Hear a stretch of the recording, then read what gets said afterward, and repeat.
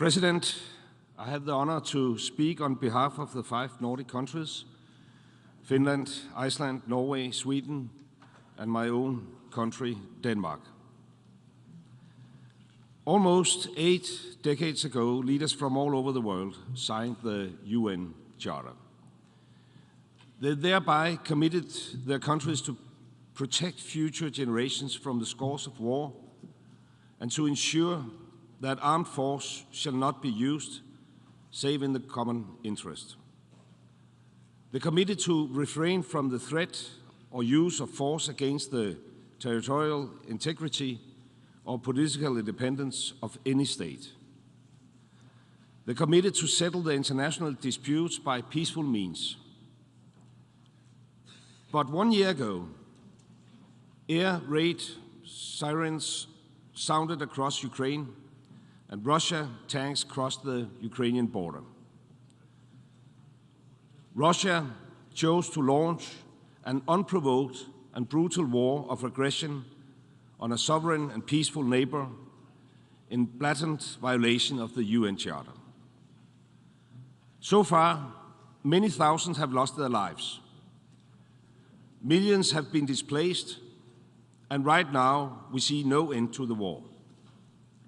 Instead, we see Russia waging a brutal war. We see systematic violations of international law, including international humanitarian law by Russia. Inhumane attacks on civilians, on critical infrastructure, healthcare facilities, schools, residential areas. We see sexual violence and civilians, including children, being forcibly deported out of Ukraine. And we see forced adoption of children in violation of international law. We have a joint responsibility to stand up against all violations of international law, wherever they occur. A responsibility to ensure that war crimes and other atrocities are investigated and perpetrators held to account. Today, a resolution for peace will be put before us. A resolution which, in essence, asks us to denounce this brutal aggression, asks us to support a comprehensive, just and lasting peace based on the principle of the UN Charter, to support territorial integrity and demand that Russia immediately, completely, and unconditionally withdraw its forces from the territory of Ukraine within its internationally recognized borders.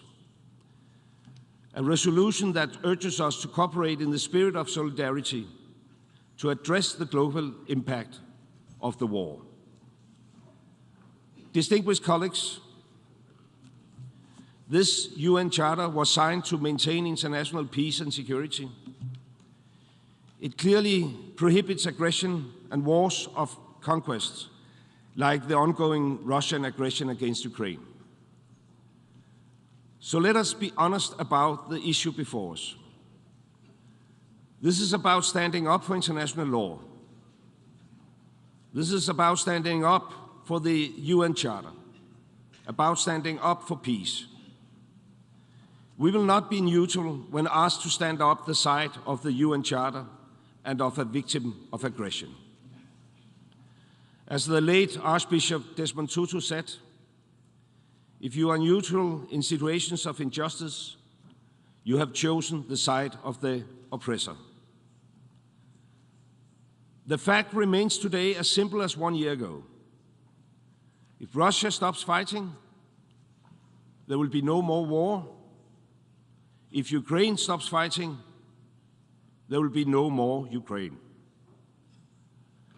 The fact remains that Ukraine's right to protect themselves is enshrined in Article 51 of the UN Charter, the inherent right to self-defense.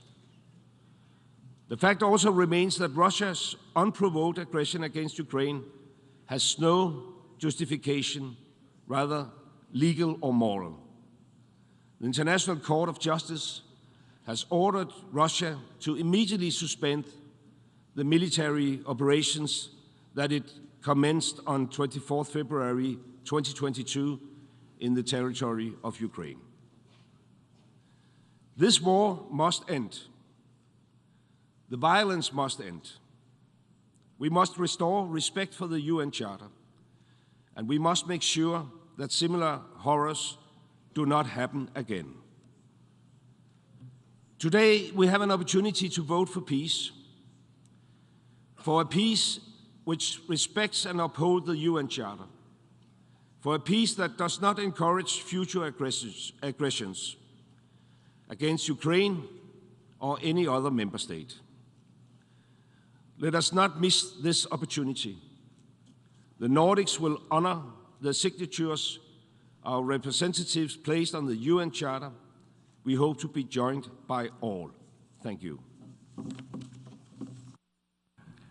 I thank the Minister of Foreign Affairs of Denmark.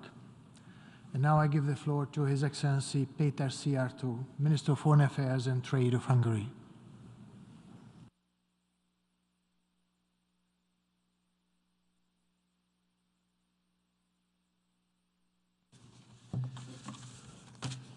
Tisztelt Elnök úr, dear Mr. President, Ministers, Excellencies, dear colleagues, I am representing proudly a country, Hungary, which is a direct neighbor to Ukraine.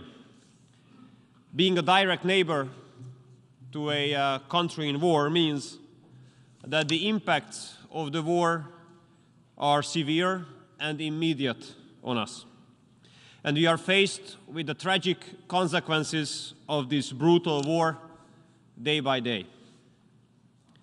Therefore, Hungary is carrying out the largest humanitarian operation ever of our history. Up to now, we have received more than 1 million refugees.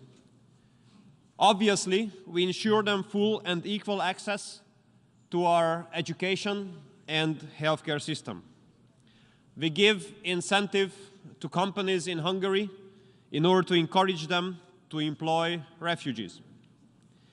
And already 1,300 schools and kindergartens in Hungary are enrolling refugee kids and refugee students.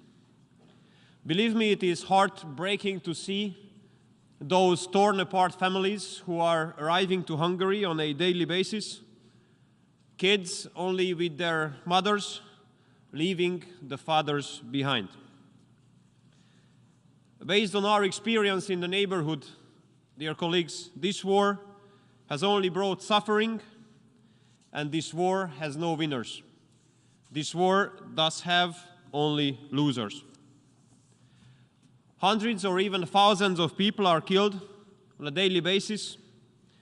Therefore, the most important duty of the international community should be to save lives. And of course, the question must be raised how it is possible. How it is possible to save lives of the people. The answer, it is simply to be said, more complicated to achieve, but the answer is peace. We can save lives of the people by creating peace. And based on our experience, it became already pretty obvious that neither delivery of weapons nor sanctions, those measures do not save lives. To the contrary, they contribute to the prolongation and the risk of escalation of this war, and they bring more suffering. That's why, dear Mr. President, dear colleagues, Hungary calls on the international community to finally start to concentrate on how to establish an immediate ceasefire and how to contribute to launching peace talks as soon as possible. Peace talks which should come to an agreement about a sustainable peace in our neighborhood. And we also know from our sad experience that peace can only be reached through dialogue and discussion. Therefore, channels of communication must be kept open. If channels of communication are being cut, then it means that the hope for peace is given up as well. And here, Mr. President, I do believe that United Nations should fulfill its role. We all know that the United Nations, as an institution or as an organization, has not been created as an integration of like-minded countries. United Nations have been created to serve as a platform for dialogue for those who even consider each other as enemies. Therefore, we urge talks between Russia and the United States to be started as soon as possible in the framework of the United Nations. We Hungarians, I want to underline again, we are living in the neighborhood. And I can imagine that the situation in Ukraine might seem less serious from hundreds or thousands of kilometers away, or even from an ocean away. But believe me, believe us, in the neighborhood we are pretty much aware that we are in the 25th hour. And although Hungarian people are absolutely not responsible for the outbreak of this war, and although it is not our war, but still Hungary and the Hungarian people have already paid a very high price for this war. And Mr. President, when I say this, I do not only speak about the skyrocketing inflation. I do not only speak about the extra 10 billion euros which have been added to our energy bill within the last year, but I do speak about the high number of those Hungarians, members of the Hungarian community in Ukraine, who have died on the front line. And we do not want any more people to die. That's why we urge all actors of international political life to refrain from decisions, measures, and statements which bring the risk of prolongation or escalation of this war. Because I would like to remind all those big and strong countries who represent war rhetoric that they have not lost any lives in this war yet. But we Hungarians, we definitely did. Dear Mr. President, you know it very well, we Hungarians are living in Central Europe, and we have understood very clearly the lesson of history. We all know that whenever there was a conflict between East and West, we in Central Europe, we have always lost. Therefore, another major East to West conflict would definitely be against our national interest. Complete generations in Hungary have lost decades from their lives because of the Cold War, and we do not want to lose more. We do not want the world to be divided into blocks again. Instead of blocks, we want connectivity and cooperation. And we do not want this regional war to become a global one. None of us should forget, dear colleagues, none of us should forget that war is always a failure of diplomacy, and peace is always a success of diplomacy. That's why I hope all of us will multiply our diplomatic efforts in order to create peace finally in our neighborhood. We hope that 2023 will be a year of peace and reconstruction. Elnök úr, köszönöm szépen. Thank you so much for your kind attention. I thank the Minister of Foreign Affairs of Hungary. Köszönöm, Miniszter úr. Now I give the floor to Her Excellency Olta Jacska, Minister for Europe and Foreign Affairs of Albania.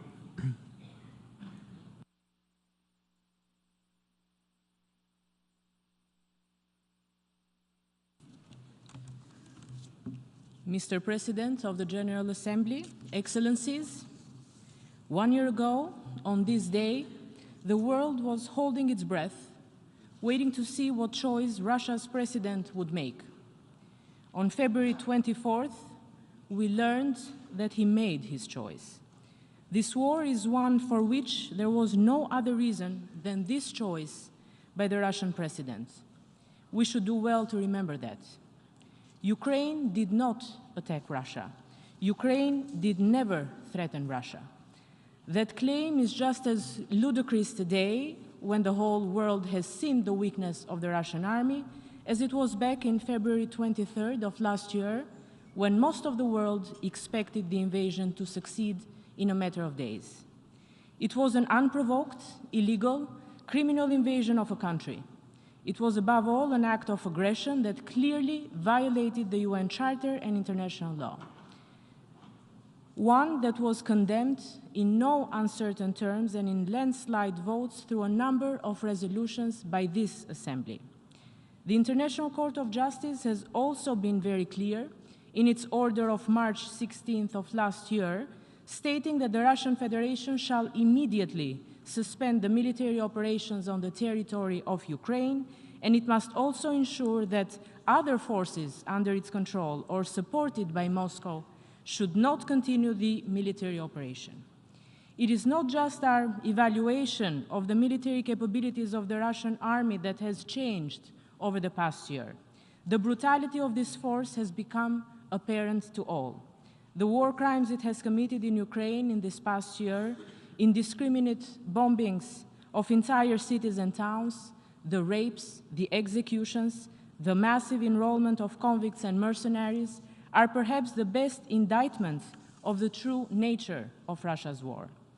Just as the truly heroic resistance of the Ukrainian people has rendered null any arguments and excuses Russia tried to present to the world in a vain attempt to gain legitimacy for its war of choice. This war has had dramatic consequences for the entire world. But I submit to all in this Assembly that what we have seen until now is as nothing compared to what we would see if Russia is allowed to prevail in this conflict. Would anyone here, any of our countries here, be safer if the UN Charter and international law are allowed to be trampled in the manner Russia has done? I believe not. I believe that a world where might makes right, where countries can suddenly decide to attack their neighbors and annex parts of their territory is a world that would not benefit any one of us or our people. It would practically mean to go back to the logic of 1930s. That is why Albania fully supports the resolution UN Charter principles underlying a comprehensive, just and lasting peace in Ukraine. That is why we believe that this Assembly must vote in support of this resolution and make clear its support for a just peace in Ukraine in accordance with the principles of the UN Charter, which should guarantee the sovereignty, independence, unity, and territorial integrity of Ukraine within its internationally recognized borders, extending to its territorial waters. In the same vein, we oppose the hostile amendments presented by Belarus. They represent no effort to contribute to peace, but an attempt to shield the aggressor. They must be rejected, and we call on all the UN members to vote no. Albania requests a recorded vote on the two amendments proposed by Belarus, A/ES11/L8 and A/ES11/L9. Thank you. I thank the Minister for Europe and Foreign Affairs of Albania. Now I give the floor to Her Excellency Catherine Colonna, Minister for Europe and Foreign Affairs of France.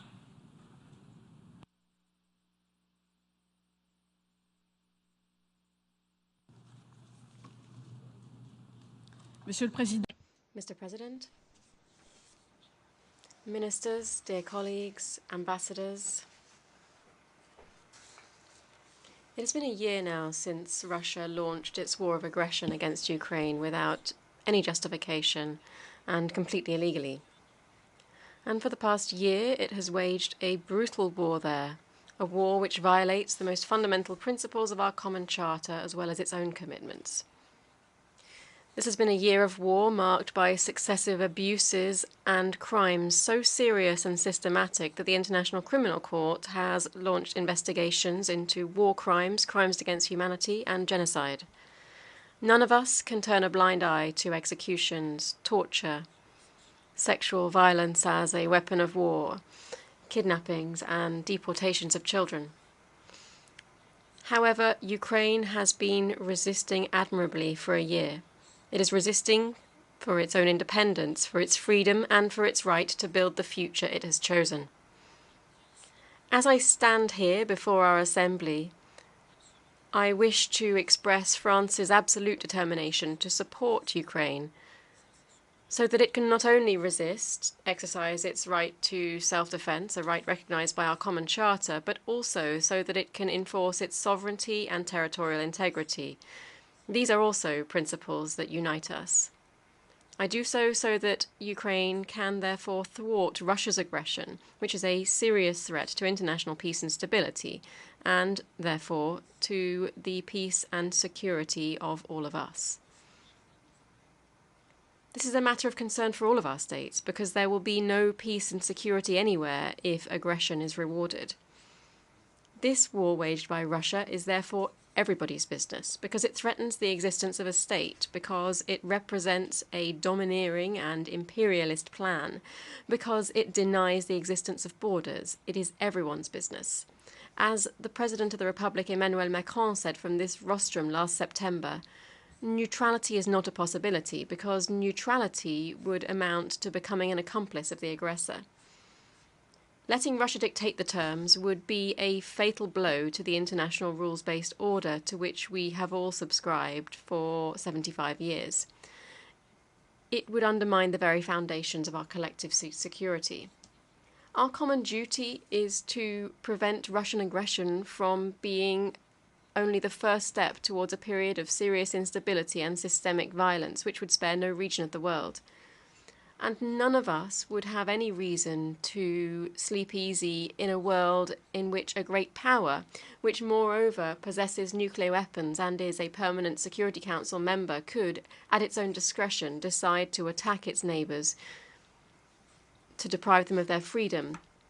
Russia is trying to convince some of you that its attempts to upset the world order and impose a strength-based order will work in their favour. This is an illusion. The facts bear this out. It was Russia and Russia alone that wanted the war. Its war poses risks to world food security, particularly in the most vulnerable countries. Similarly, it has adverse consequences for most countries of the world. No more war. No more blockades or strain on food or energy. Mr. President, for a year now, this Assembly has remained active in the face of this unacceptable situation. 5 times since February 24th last year, the Assembly has expressed its commitment to the sovereignty, independence and territorial integrity of Ukraine as the fundamental principles of the United Nations Charter. Today's vote must allow us to recall these rules and principles, without which peace and security would be nothing but empty words. The draft resolution presented to you recalls that it is only with the respect for these principles that strong and lasting peace can be built. Conversely, Russia shows no desire for peace and respects no boundaries. The only dialogue it will accept is that which subjugates the other side, in Ukraine as elsewhere. The only peace it accepts is the silence of the dead and of ruins. Russia points the finger at others only to better deceive and absolve itself of its own crimes. Nobody here wants to go to war with Russia, and certainly not Ukraine. No one threatened the security of Russia or undermines its integrity. No one has used the same nuclear rhetoric. No one but Russia wanted the tragedy unfolding before our eyes. Russia can and must stop tomorrow. The International Court of Justice demanded this on the 16th of March last year. The draft resolution that is proposed by Ukraine is the result of a transparent and universal negotiation process reflecting a clear desire to bring together a broad consensus around our common rules and principles, those of our Charter. It calls for a just and lasting peace that fully respects these principles, as our common interest demands. Faithful to its tradition and its values, France will give this text its full support. It calls on all states to act responsibly and do the same. Thank you. Je remercie Madame Ministre de... I thank the Minister of Foreign Affairs of France. And now I give the floor to His Excellency Rastislav Kačer, Minister of Foreign and European Affairs of Slovakia.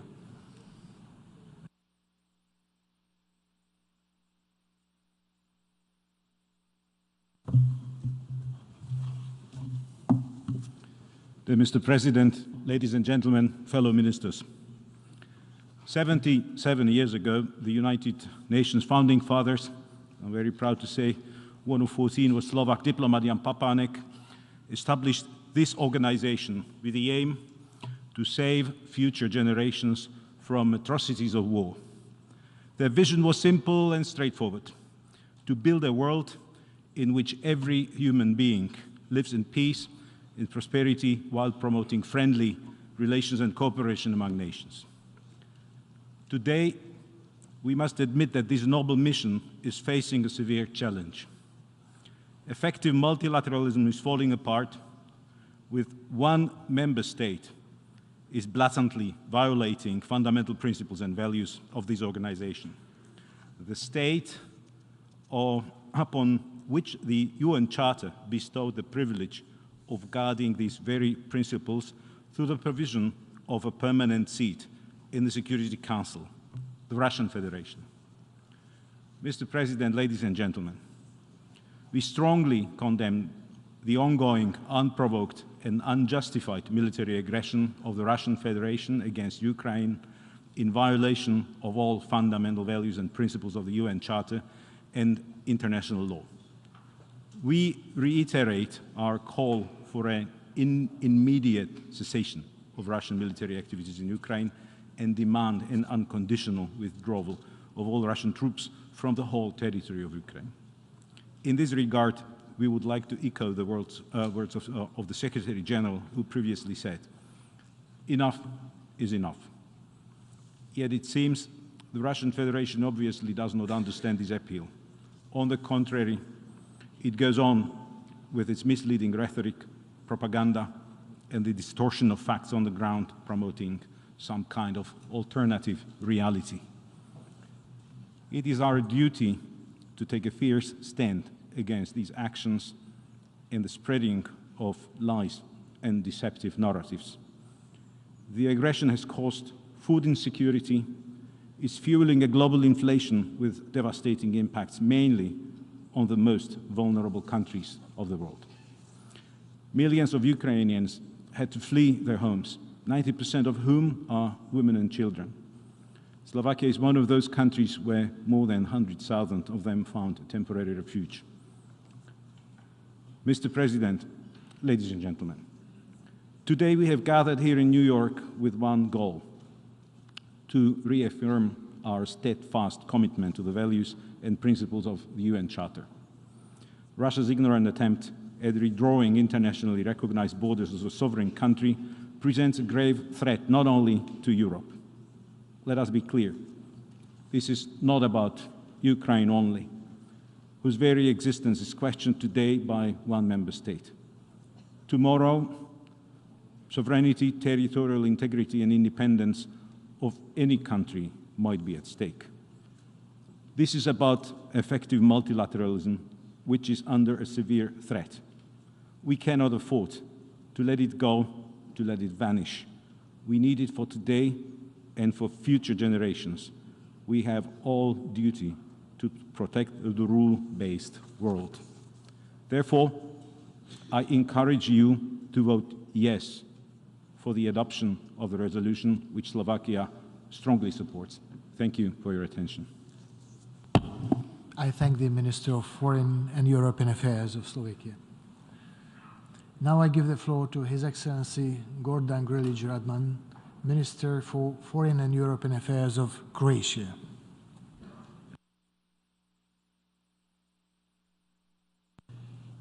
Mr. President, ladies and gentlemen, dear colleagues, it has been a year since the Russian Federation began to carry out its so-called special military operation, which is in fact a brutal aggression against its neighbor Ukraine. We are also well reminded that this is an escalation of the aggression which started in 2014 with Russia's illegal annexation of Crimea. The fact is that the Russian aggression against Ukraine is a blatant violation of international law and the UN Charter by a permanent member of the Security Council and a nuclear weapon state, no less. It is bound to have long-lasting implications for the UN as a whole. Its logic of war and impunity has brought about immense human suffering, death and injury of hundreds of thousands, mass displacements of people, and targeted destruction of civilian infrastructure necessary for maintaining basic needs of life. Its menacing execution brought with itself war crimes and crimes against humanity, while the illegal annexation of parts of Ukrainian territory showed cynical disregard for the UN Charter itself. Finally, it has impacted livelihoods around the globe, as it disrupted the global economic flows and instigated worldwide energy and food insecurity. Your Excellencies, the unprovoked and unjustified aggression against Ukraine has challenged the very principles of the global security architecture and eroded the rules-based international order, with profound consequences for years to come. We must not stand silent in the face of those who destroy and violate the most fundamental human and sovereign rights of states. We owe it to our countries, to our citizens, and to all those that will come after us. If we fail now, not only will our present look grim, but the cause of our failure will pass to future generations. For the same reason, we should support all efforts to establish accountability for the crimes committed in Ukraine, and we welcome the International Court of Justice order seeking the Russian Federation to immediately suspend its so-called military operation. Excellencies, dear colleagues, dear friends, it is the bravery and determination of the Ukrainian people that stands in the way of the aggressor.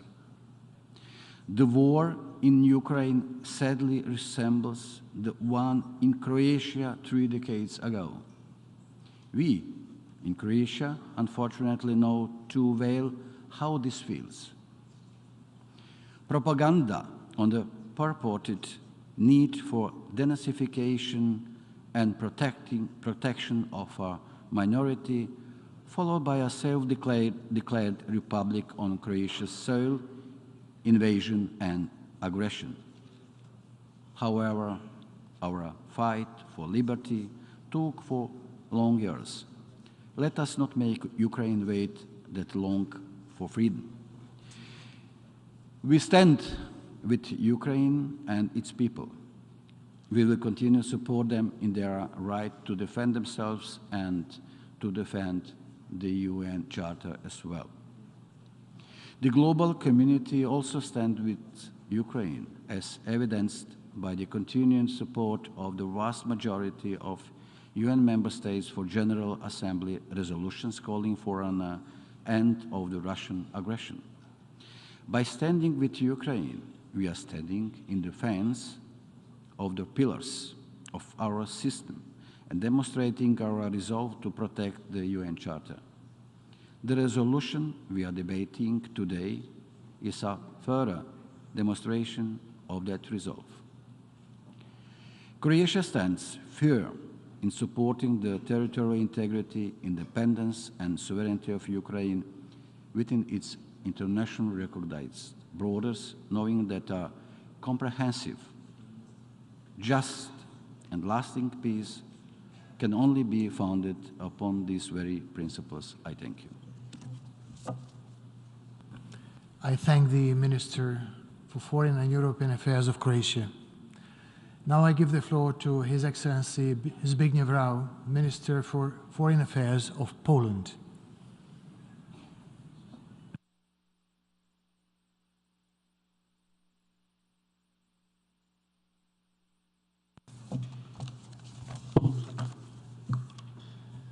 Mr. President, Excellencies, distinguished delegates. A year has passed since the Russian invasion against Ukraine started. It has been a year of immense suffering, death, and destruction. Today, we gather here to call for peace. The resolution that has been put forward before the General Assembly defines the steps that need to be taken to achieve it. A comprehensive, just, and lasting peace is the only acceptable option to end the war in Ukraine. It is possible only when sovereignty, independence, and territorial integrity of Ukraine is reconfirmed. Russia must immediately, completely, and unconditionally withdraw its forces from the territory of Ukraine within its internationally recognized borders. It is of fundamental importance to ensure Russia's full accountability for the crimes it has committed in Ukraine. Poland supports international initiative towards that end and towards redressing in an adequate form all wrongs inflicted by Russia in this war. Today, in light of Russia's total disregard for international law and the UN principles, we must reconfirm our commitment to the basic rules of international order. Mr. President, Russia continues its brutal aggression, attacking Ukraine's civilian population and non-military infrastructure, committing war crimes and atrocities, including the killing of women and children, torture, sexual violence, and forcible deportations. Standing up against Russia, Ukrainians made history themselves. They stood up to tyrannical force with courage and resilience. They chose to fight to defend their independence, freedom, and identity. More than that, they defended the rules-based international order. The brave Ukrainian nation deserves not only our compassion, but also our support and solidarity. Poland will continue to assist Ukraine for as long as it takes. In addition to offering shelter to millions of Ukrainian refugees, Poland keeps providing and facilitating transfers of aid. We are the main support gateway for Ukraine, and we are going to continue this role as long as it is needed. Mr. President, this war and its outcome matter throughout the world. Russia's invasion has contributed to a sharp increase in fuel, fertilizers, and food prices. It caused disruptions of supply chains. The resulting crisis is especially harsh on those most vulnerable. There is no doubt that Russia is solely responsible for this dire situation. For Russia, this war is about its imperial desires and ambitions. For Ukraine, it is about defending its inalienable right to sovereignty and territorial integrity. For all of us gathered here, this war is about the most fundamental UN principles. Let us reaffirm their significance and our commitment to them. Let us not render them irrelevant. It is simply our duty to support a comprehensive, just, and lasting peace in Ukraine in line with the UN Charter. Thank you. I thank the Minister for Foreign Affairs of Poland. Now I give the floor to His Excellency Yoshimasa Hayashi, Minister for Foreign Affairs of Japan.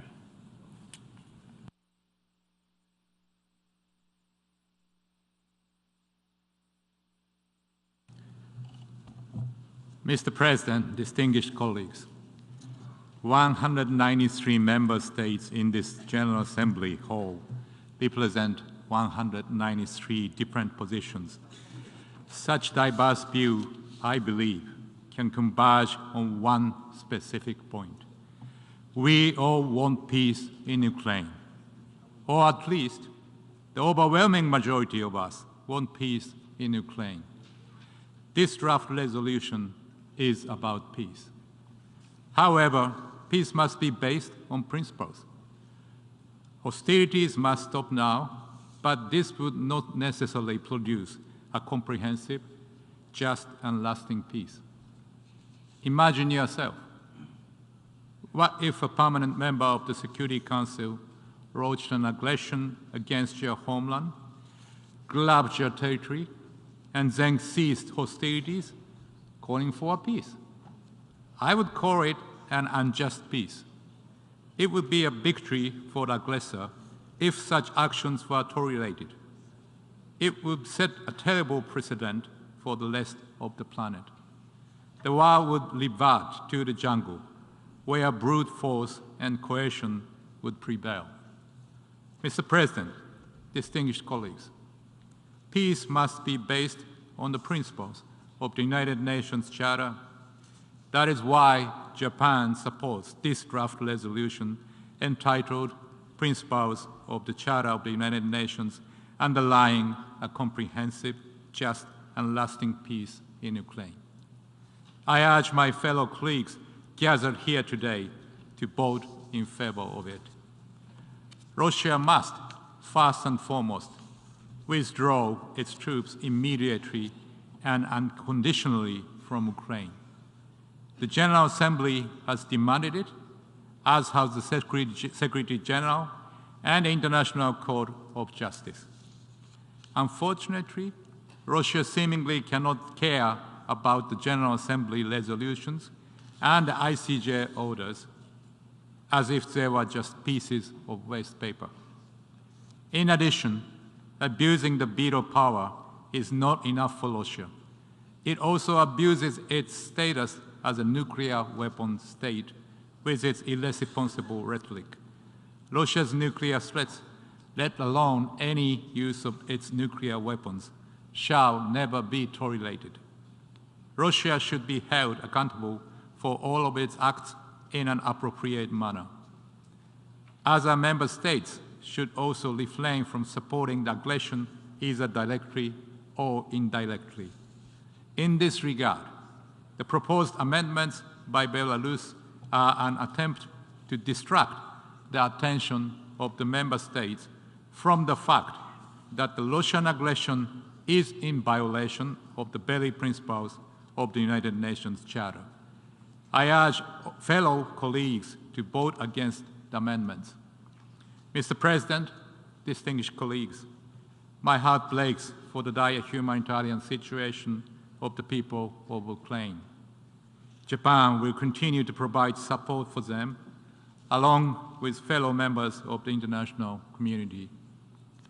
At the same time, we must not forget that many other people around the world are suffering as well. Natural disasters, conflicts, violence, terrorism, food and energy crisis, climate change, infectious diseases, the list goes on and on.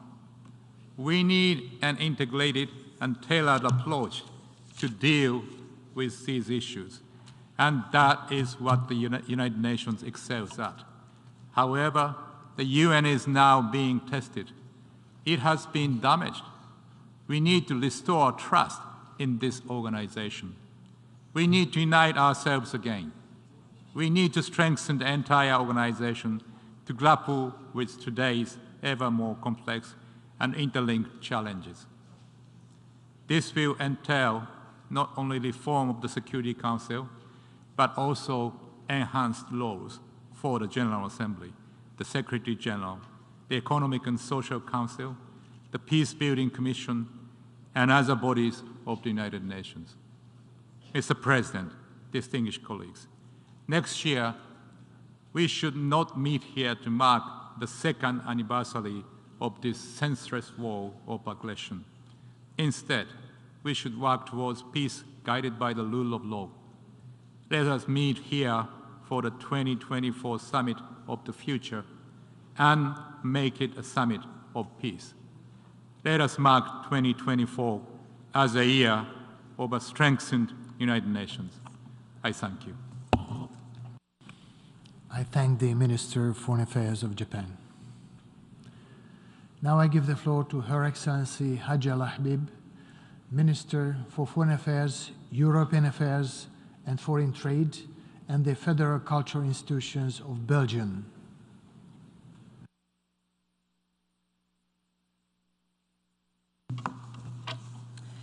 Monsieur le Président, Mr. President, Excellencies, ladies and gentlemen, we did not want this war. We wanted to live in peace, respecting the principles to which the entire international community subscribed by adhering to the United Nations Charter.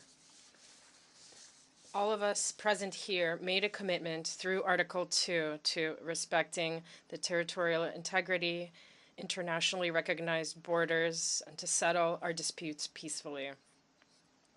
And all of this was flouted by Russia on February 24th of last year. And no, this is not a war of the West against Russia. While Ukraine is the first victim attacked on its territory and threatened in its very existence, it is the entire international community which has been affected and has been shaken, because this aggression undermines the international order, food, financial, and energy security. It sows doubt, increases nuclear risk, and impacts the environment. 1 year after the Russian aggression in Ukraine, the world stands impoverished and global security is threatened. But we are present. Many of us have traveled all the way to New York to call for a just and lasting peace. And we wholeheartedly hope that this resolution will bring us even closer together tomorrow, because we do not want an uncertain world where insecurity, danger, and threats become the norm, because we want to have confidence in the future, because together we are capable of the best, even in difficult circumstances. Thanks to the efforts of UN agencies and the Secretary General, the Black Sea Grain Initiative has enabled vital food supplies to be delivered to countries indirectly affected by this conflict. We have not forgotten them, just as we have not forgotten the crises on other continents, some of which have worsened following Russian aggression in Ukraine.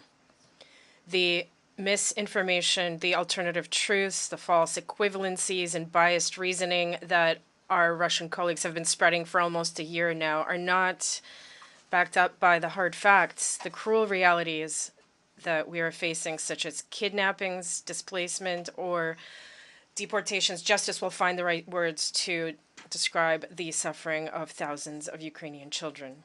Bucha, Irpin, Mariupol, these cities have been forever marked by horror. Over the past year, we have witnessed Russia's relentless violations of international humanitarian and human rights law. These crimes cannot go unpunished. Belgium reiterates its support for the investigations carried out by the prosecutor of the International Criminal Court.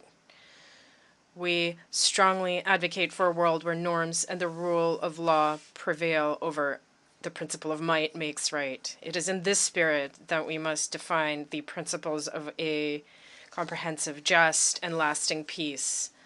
Belgium fully supports the draft resolution submitted to us, which was drafted in an inclusive and transparent manner.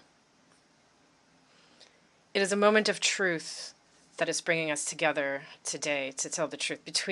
Belgium joins the large number of those who call for the immediate, complete, and unconditional withdrawal of all the military forces of the Russian Federation from Ukrainian territory and for a return to the internationally recognized borders of Ukraine.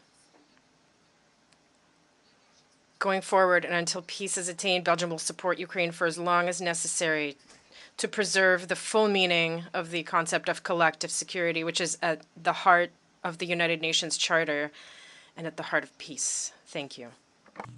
Je remercie. I thank the distinguished Minister of Belgium.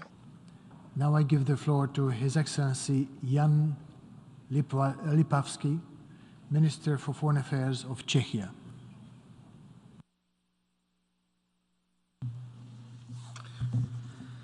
Mr. President, we are meeting 1 year since the start of Russia's brutal war against Ukraine to yet again resolutely defend the UN Charter and promote international peace and security in line with the Uniting for Peace resolution.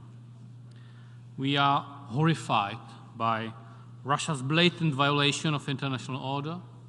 The UN Charter is binding upon all member states, including Russia. Russia must immediately, completely, and unconditionally withdraw its forces and military equipment from the entire territory of Ukraine within its internationally recognized border. Czechia stands with Ukraine and remains committed to supporting Ukraine's wish for a just peace in line with the UN Charter. Russia's aggression is causing unspeakable suffering in Ukraine and beyond. It has sent a shockwave into the world food and commodity markets and is threatening to drive 50 million people on the edge of famine across Africa and other continents. We support the Black Sea Grain Initiative and the UN efforts to achieve its further extension in March 2023. We cherish UN actions which address wider consequences of the Russia-inflicted war, including global food security. We commend the Secretary General for his relentless efforts to stop Russia's aggression and restore respect for the UN Charter. We appreciate the peace formula presented by President Zelensky. Let me be clear, Russia's malicious ambitions goes far beyond Ukraine. It wants to change the international order. Russia wants a world defined by spheres of influence with neo-colonial relationship instead of partnerships on equal footing. Our region, Central Europe, has had its own tragic experience with Russia's aggressive imperial policy. For the sake of restoring international peace and security, it is essential to say no to Russia's imperialistic scheme. All of us should be aware that any country can be the next Russia's victim. The future of the international order is being determined now. Ukraine is not only defending itself and its principles and its people, it is also defending the fundamental principles of the UN Charter. Efforts to legitimize the use of force for achieving geopolitical goals and normalize practices such as food supplies blackmail or nuclear sub-rattling must be decisively rejected. Russia's massive airstrikes, deliberately conducted in densely populated areas, are destroying civilian infrastructure and innocent lives. The findings of the UN Commission of Inquiry are shocking, documenting sexual violence and torture used as Russia's tactics of war. We are gravely concerned about the continuing attacks of the Russian armed forces around Ukraine nuclear sites and the illegal seizure of Zaporizhzhia nuclear power plant. Full accountability for war crimes and all other crimes in connection with Russia's war must be ensured, including accountability for the crime of aggression. Letting the leadership responsible for the crime of aggression go unpunished would mean giving up on the fight against impunity and fueling aggression. I'm a strong proponent of creating a special tribunal for the crime of aggression against Ukraine, even though it is a complex task. I strongly believe that there should also be a UN involvement to ensure maximum legitimacy and support. The humanitarian toll of the war is heartbreaking. Russia's barbaric full-scale war brings back horrors of the Second World War. Entire towns and villages have been damaged. and destroyed. Critical civilian infrastructure deliberately destroyed. In the middle of this savage winter, people are trying to escape from Russian bombs and survive in temporary shelters. The war has forced over 8 million Ukrainians to flee abroad. In the spirit of solidarity, Czechia has opened its doors. Almost 500,000 of them have been granted temporary protection in my country, most of them women and children. We remain the country hosting the highest number of Ukrainian refugees per capita, even though it brings some challenges for the state and our citizens, especially at a time of economic and energy crisis. Our country and people have demonstrated an unprecedented wave of solidarity.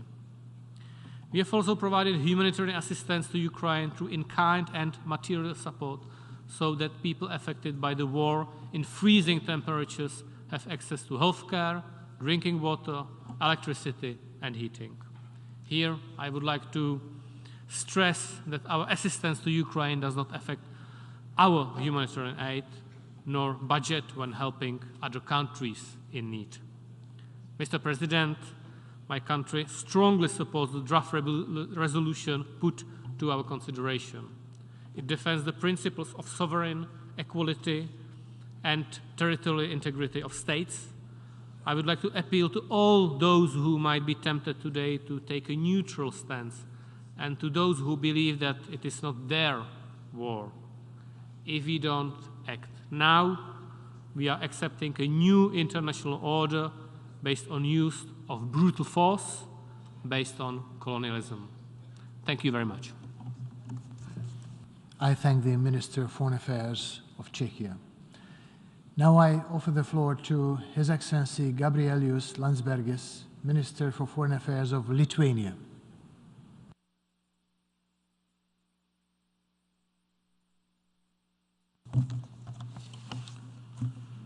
Mr. Secretary General of the United Nations, Mr. President of the General Assembly, ministers, ambassadors, ladies and gentlemen. 1 year ago, at the dawn of 24th February, Russia, aided by its accomplice Belarus, started its unprovoked, unjustified, illegal and bloody invasion against its peaceful and democratic neighbor, Ukraine. This was not the start of the war, which Russia wages since 2014 when it illegally occupied Crimea and parts of eastern Ukraine. Neither was it the first time Russia attacked its neighbors. The crime of aggression was immediately followed by war crimes, crimes against humanity, and other large-scale systemic violations of international law that have caused a humanitarian and human rights catastrophe with far-reaching consequences across the globe. The global food security crisis, multiple crises in nuclear security and safety, energy, finance, environment, as well as a direct threat to the preservation of cultural heritage are all direct outcomes of Russia's aggression. We are appalled by the harrowing evidence of atrocities amounting to genocide committed by the Russian armed forces and Kremlin-backed mercenaries. Wide-scale destruction of cities and critical infrastructure, mass civilian casualties, forcible transfers of Ukrainians to Russia, abductions, and illegal adoption of Ukrainian children, abuse of prisoners of war, torture, sexual violence, all bear witness to the moral abyss into which the aggressor has fallen. These brutal atrocities are a clear expression of Russia's total disregard for the core UN Charter principles of sovereignty, territorial integrity, international human rights, and international humanitarian law. Over the past year, Ukraine and its people have shown remarkable courage and resilience in defending not just their own country, but the whole rules-based international order. We applaud Ukraine's heroic defensive effort that succeeded in stopping the advancement of invading forces and destroying the myth of Russia's military invincibility. The United Nations has demonstrated significant solidarity as the overwhelming majority of its membership condemned Russia's aggression as a blatant violation of the UN Charter, and in resolution after resolution demanded for its unconditional withdrawal. This assembly also stripped Russia of its seat on the UN Human Rights Council, declared state annexation referendums illegal, and took important first steps towards the international mechanism for Russia's reparations to Ukraine. The efforts of the UN Secretary General were instrumental in sending much-needed Ukrainian grain to those in need, and UN established independent International Commission of Inquiry now investigates Russia's war crimes in Ukraine. The international community also came up with much-needed aid. Lithuania is proud to be among the first to provide military assistance, grant protection to tens of thousands of Ukrainians, and give humanitarian relief. The whole Lithuanian nation is behind this effort, with private citizens and businesses welcoming Ukrainians to their own homes and donating over 40 million euros to support Ukrainian armed forces, from basic needs to combat drones and multifunctional radar stations. However, none of that is sufficient to stop Russia's war. While Russia engages in blame games and accusations, its real objective is to create spheres of influence, instability, and domination, spheres that hark back to colonial times, which this organization was so determined to leave behind forever. Russia continues its aggression because we allow it to act with impunity. As the UN Security Council remains effectively paralyzed by Russia's abuse of its veto, the role and responsibility of the UN General Assembly becomes ever more important. We, the member states, should rise up to the challenge by supporting President Zelensky's peace formula that firmly rests on the principles of the UN Charter and the rules-based international order. First and foremost, we must demand full withdrawal and expulsion of the invading forces from all occupied territories of Ukraine, and should not shy away from supporting Ukraine's decisive military action. Second, we must seek full accountability of the perpetrators. In this regard, we welcome the efforts by the International Criminal Court, regional bodies, and individual states to prosecute those responsible for war crimes, crimes against humanity, and the crime of genocide in Ukraine. At the same time, since the International Criminal Court will not have the jurisdiction over the crime of aggression, we call on this Assembly to mandate an establishment of the Special Tribunal to prosecute the crime of aggression and provide the tribunal with international legitimacy and cross-regional support. Third, we should explore all means to ensure that Russian assets are used to compensate for all material and moral damages caused by the aggression. We welcome the first steps this Assembly has taken towards allowing the victims of Russia's crimes to exercise their right to reparation. Mr. President, dear colleagues, with today's draft resolution that Lithuania is co-sponsoring, we aim to support and encourage all efforts for a comprehensive, just, and lasting peace in line with the United Nations Charter. It is essential that United Nations membership remains together with Ukraine and stands up against aggression and speaks out in defense of sovereignty and territorial integrity. At the end of the day, that is the only way we can defend the relevance of the United Nations Charter and this organization. I thank the Minister of Foreign Affairs of Lithuania. Now I give the floor to His Excellency Bujar Osmani, Minister for Foreign Affairs of North Macedonia.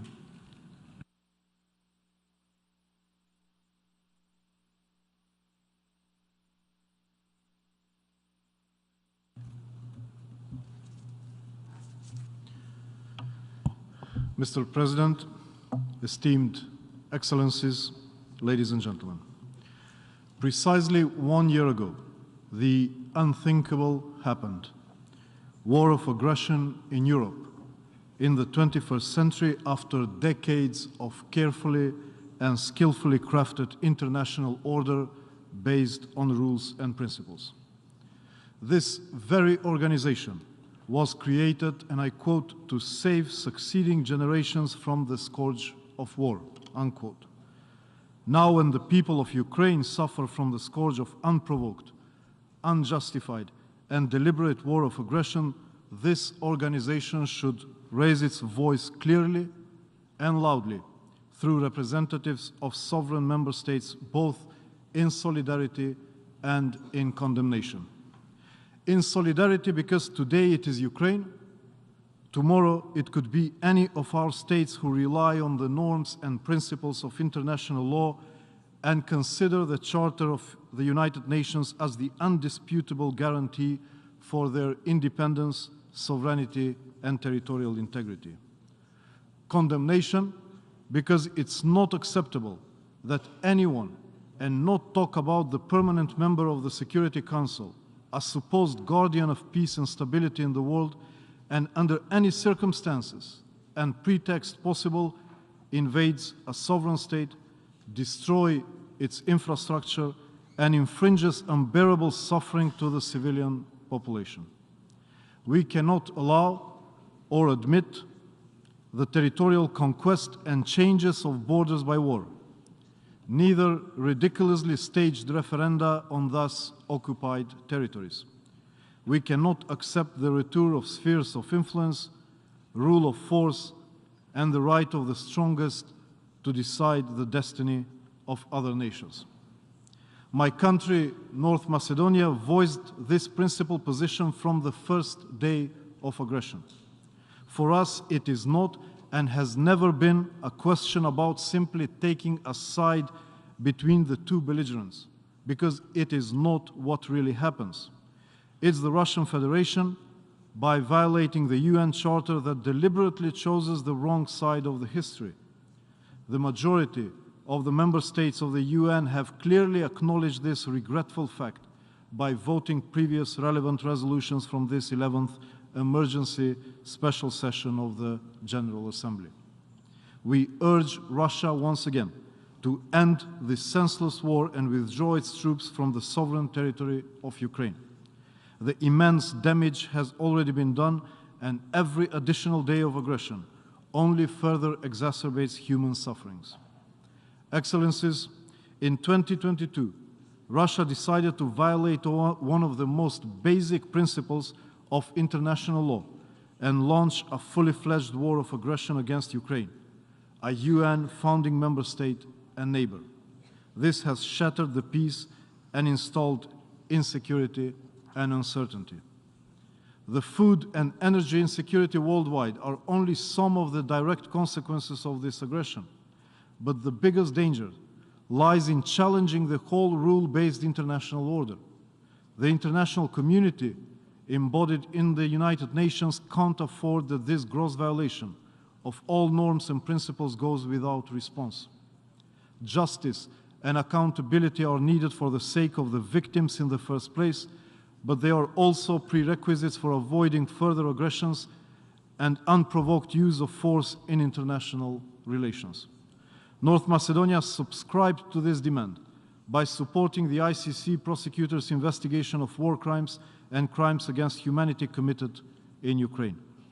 Additionally, the whole international human rights mechanism should be implemented in fighting impunity and holding accountable those responsible for the war crimes and other violations of international humanitarian law or abusing human rights. The adoption of the UNGA resolution is of paramount importance in this regard.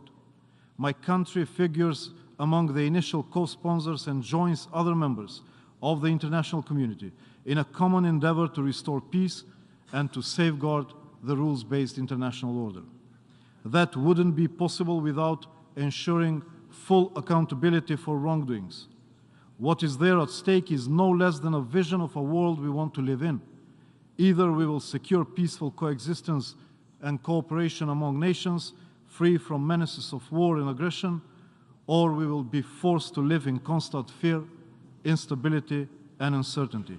It's up to each and every one present in this August Assembly to decide on behalf of the nations we represent. Excellencies, ladies and gentlemen, as of 1st of January this year, North Macedonia assumed the chairpersonship of the OSCE, the largest regional security organization in the world. The Russian aggression against Ukraine erodes also the foundation of this organization by violating the provisions of the Helsinki Final Act. I visited Ukraine in my first trip abroad in capacity of the OSCE chair. In Borodyanka, near Kyiv, I saw the devastating consequences of war. I visited the replaced civilians in the camp nearby, and while talking to them, I asked myself, what did these innocent civilians, most of them elderly people or children, do wrong to deserve this destiny? and more what we as international community could do more than humanitarian assistance to alleviate these unsupportable human sufferings. At the end of the day, as the motto of our chairpersonship with the OSCE says, it's about people. What is the sense of our political actions, nationally and internationally, if we stay idle in front of human sufferings caused not by natural disasters, but by deliberate war of aggression? Accountability today is a more moral imperative, as it is the most effective means to avoid this happening again, in another place, to another sovereign state, to another people. At one point, the war will end, the infrastructure will be restored, the houses rebuilt. But the victims of this senseless aggression deserve more. They deserve justice. And humanity deserves a more solid and anchored base for avoiding the wars of aggression in the future. Accountability is not an objective per se, but it is, in my sincere view, the indispensable tool to secure peace, stability, and security worldwide, and to really save succeeding generations from the scourge of war. I thank the President of the General Assembly for convening this session, and I thank all of you for your attention. I thank the Minister for Foreign Affairs of North Macedonia. I now offer the floor to His Excellency Wopke Hoekstra, Minister of Foreign Affairs of the Netherlands.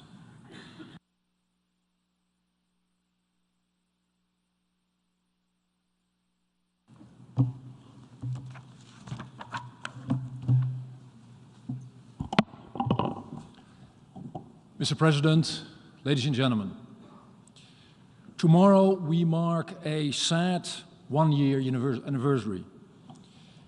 The anniversary of Russia's illegal invasion of Ukraine, a war for which Russia and Russia alone is responsible.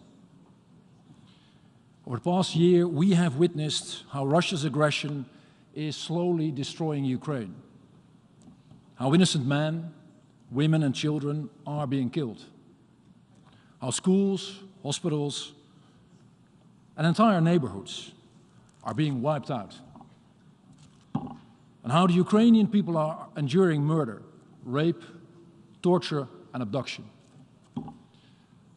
But make no mistake, this war is not only an attack on Ukraine, it is an attack on the principle of sovereignty. It is an attack on the UN Charter. The UN Charter all of us have signed. An attack on our security, our economies, and on the SDGs that were already in jeopardy.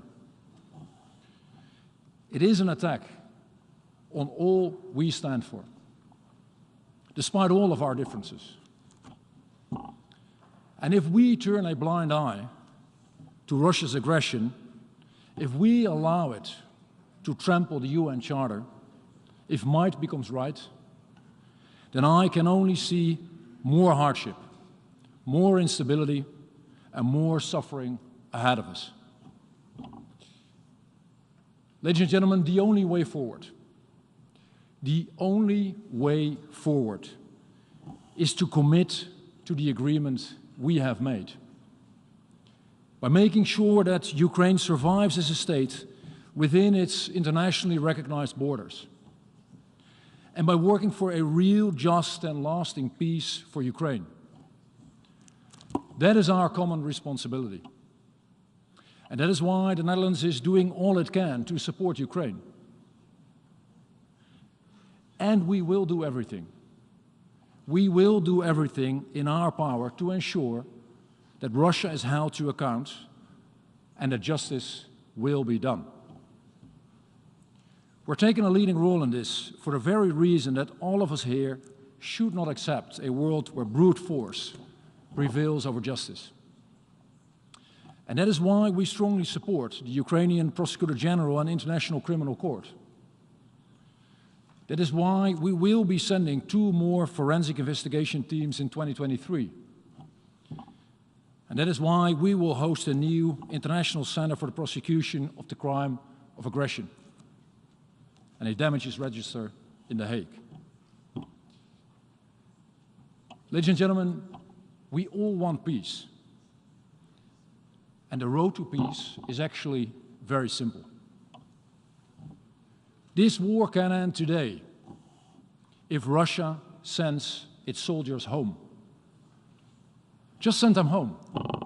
Just send them home. But while this war continues, and as long as it continues, the Netherlands will do all we can to help Ukraine. And we call on you.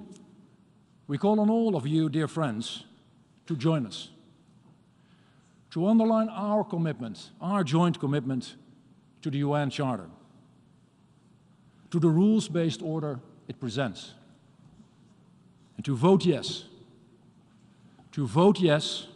on the resolution that is put in front of this Assembly today. Thank you. I thank the Minister for Foreign Affairs of the Netherlands. Now I give the floor to His Excellency Edgars Rinkēvičs, Minister for Foreign Affairs of Latvia.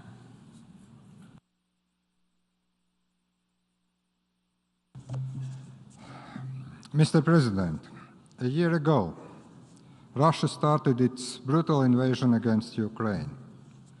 Latvia stands together with Ukraine against this senseless war. Latvia stands for justice. Latvia stands for just peace. We condemn in the strongest possible terms Russia's unprovoked large-scale aggression against Ukraine enabled by Belarus. Russia's actions are driven by its imperial and colonial ambitions. They undermine the rules-based international order rooted in the United Nations Charter. We are witnessing blatant disregard for the international law. As a nuclear power, Russia continues to use irresponsible nuclear rhetoric. Only this week, Russia suspended its participation in the New START Treaty. A permanent member of the United Nations Security Council attempts to change borders of another sovereign country by the use of military force. Permanent members of the Security Council have a particular responsibility to maintain international peace and security.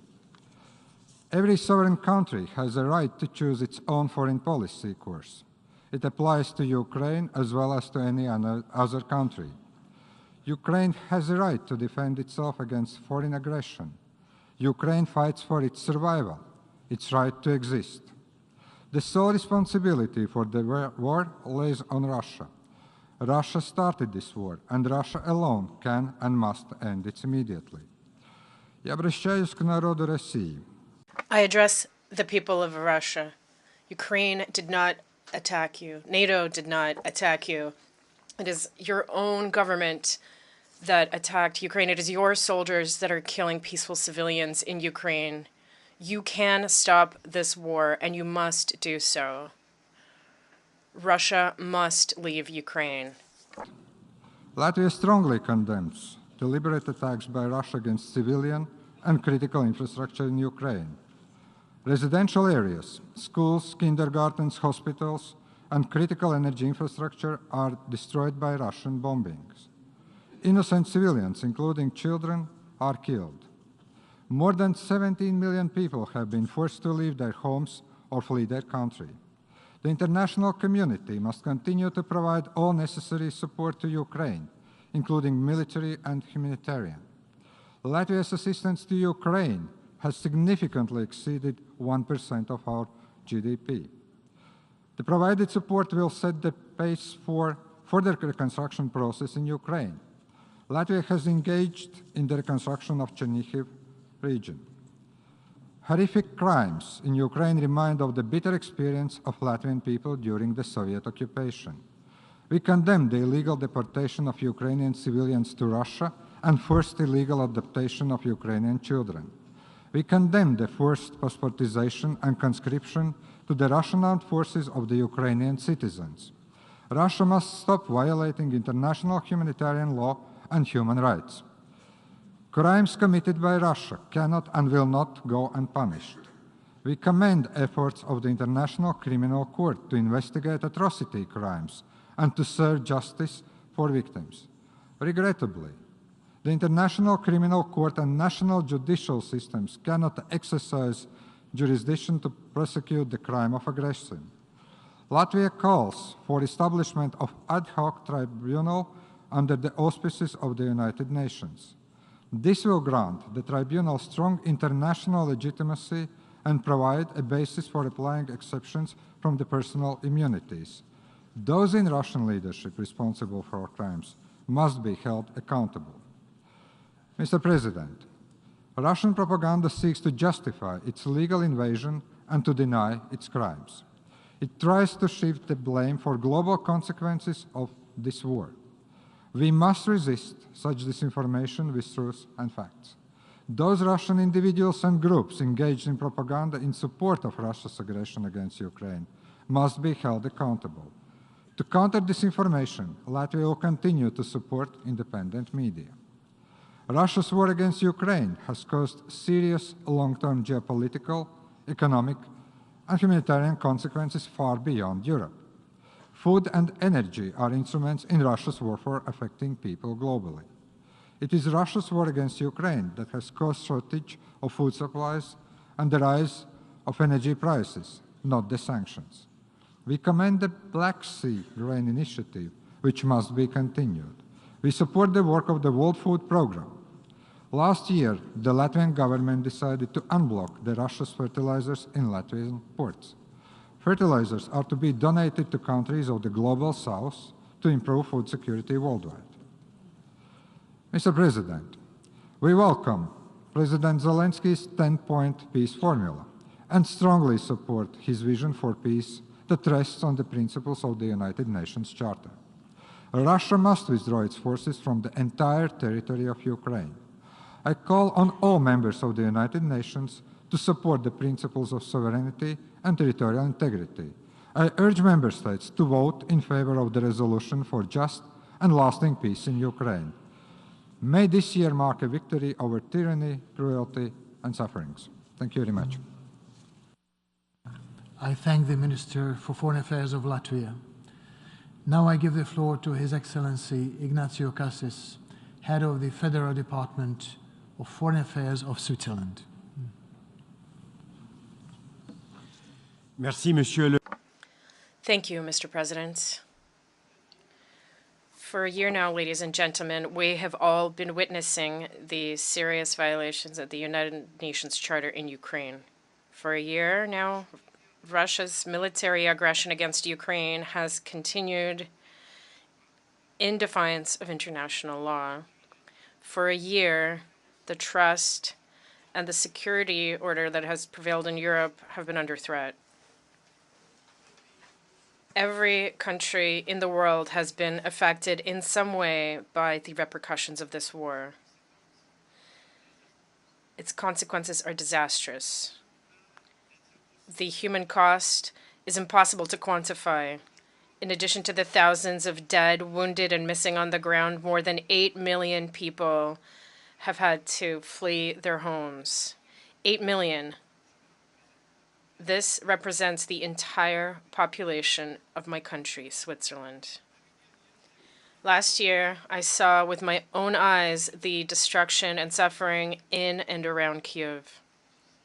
All of us here now have the names and the inhuman images of Bucha, Kramatorsk, Mariupol, Kharkov, and Kherson in our minds.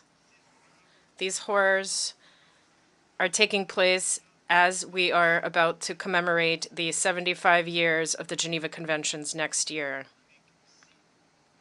With these conventions, we wanted to raise the law above barbarism, including international humanitarian law. We wanted to turn the page on the experiences of past wars. This assembly has repeatedly stated that such wars must never happen again. The Russian military aggression against Ukraine shows us once again that we are not safe. A permanent member of the Security Council has decided to attack its neighbor, an independent and sovereign nation. But let us not give up. That would be a serious mistake It would be a vindication of all forces seeking power, no matter how they use it. Mr. President, with the resolution submitted to the vote today, we are sending a strong message of peace and respect for the law and the principles that unite us. Switzerland strongly condemns the serious violations of humanitarian and human rights law committed in Ukraine. And I call on the entire international community here today to work side by side towards a peaceful resolution of this conflict. Ukrainians have the right to live in peace. A peace built on the fundamental principles of international law, such as the prohibition of the use of force, territorial integrity, and national sovereignty. Switzerland is ready to play its part. Let us together reaffirm the importance of the United Nations Charter at a time when major challenges require urgent global solutions. Consider energy shortages, food insecurity, inflation, climate change, and migration. These challenges remind us that we all depend on each other. They remind us of our responsibilities. Turning inward is not a solution. Let us strengthen our ties, mend the cracks in our institutions, and restore our mutual trust. Finally, we must allow the Ukrainian people and all the peoples of the world who have been struck by war to regain hope and live in peace. Our unity is critical thanks to ongoing efforts such as the Black Sea Grain Initiative. Some of the negative consequences of the war have been mitigated on the human, security, political, and economic fronts. Switzerland is providing humanitarian aid, hosting refugees, and has launched the reconstruction process in Ukraine last summer in Lugano. But more needs to be done, for example, in the area of humanitarian needs and, above all, demining. My country will continue to support Ukraine while not forgetting other conflicts around the world. On Monday, for instance, I will be hosting a pledging conference for Yemen in Geneva with my Swedish counterpart. Mr. President, by supporting this resolution on Ukraine today, on the eve of the first anniversary of the war, we are sending a clear message in favor of the UN Charter. Expectations are high, ladies and gentlemen. Let us not disappoint those who are counting on us, whether in Ukraine, in Russia, or in any other country. I thank you. Je remercie le ministre.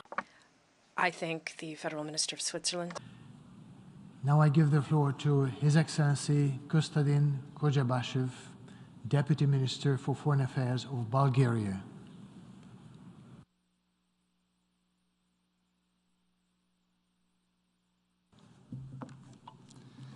Mr. President of the General Assembly, Mr. Secretary General, Excellencies, ladies and gentlemen. Bulgaria aligns itself with the statement delivered on behalf of the European Union yesterday. A year has passed since the start of the Russian Federation's unprovoked and unjustified war of aggression against Ukraine. A war which is not only in gross violation of international law and of the principles of the UN Charter, but has seriously damaged global security and stability and has caused and continues to cause immense suffering. During this year, the General Assembly has consistently come together to stand against this despicable act of aggression and against the violation of the UN Charter. Together, we need to continue to fiercely defend the principles of the UN Charter, international law, and the rules-based order because they are our only guarantee for peace. I reiterate once again Bulgaria's unwavering support for the sovereignty, independence, unity, and territorial integrity of Ukraine within its internationally recognized borders, including within its territorial waters. We stand with Ukraine and we will not recognize Russia's attempted annexation and illegal referenda. We demand that the Russian Federation immediately cease its military actions and unconditionally withdraw all its forces and military equipment from the entire territory of Ukraine. Mr. President, Russia's war of aggression has resulted in thousands of casualties and injured, massive displacement of civilians, catastrophic destruction of critical civilian infrastructure. Bulgaria is deeply concerned with the continued worsening humanitarian situation. We call for respect of international humanitarian law and unimpeded humanitarian access. Bulgaria, as all other EU member states, has kept and will continue to keep its borders open to everyone fleeing the war in Ukraine without any discrimination. We will continue to provide humanitarian assistance on the ground via different humanitarian actors, including OCHA, UNICEF, and ICRC.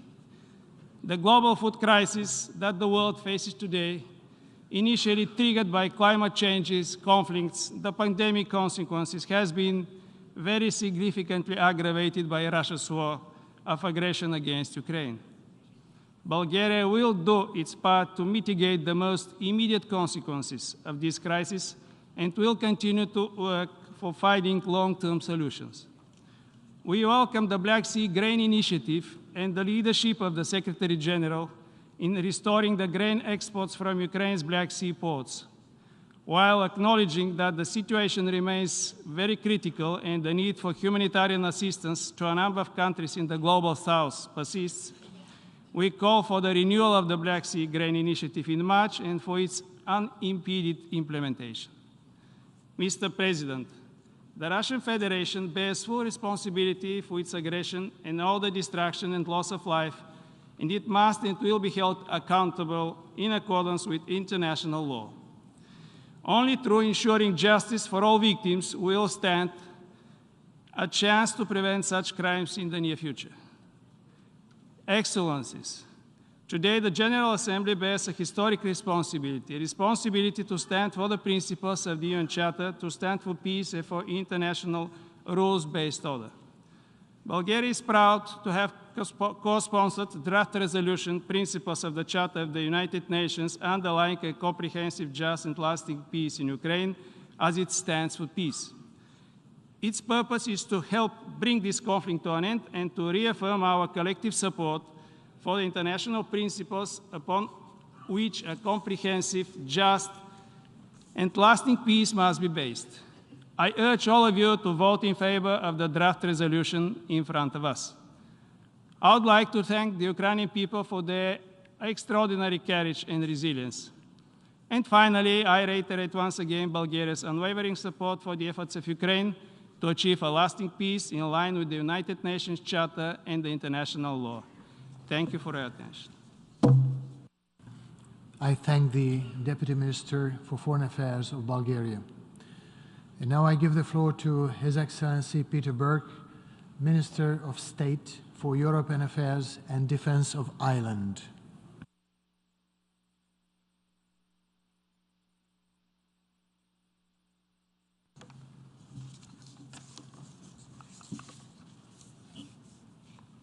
President, Ireland aligns itself with the statement of the European Union. President, we meet today to mark 1 year since Russia's full-scale invasion of Ukraine. A year of horrific death and destruction caused by Russia's illegal and unjustified war. Let us be clear. This invasion was unprovoked and entirely of Russia's making. Let me also be clear. Ireland will continue to stand fully with Ukraine and its people in the face of this brutal Russian aggression.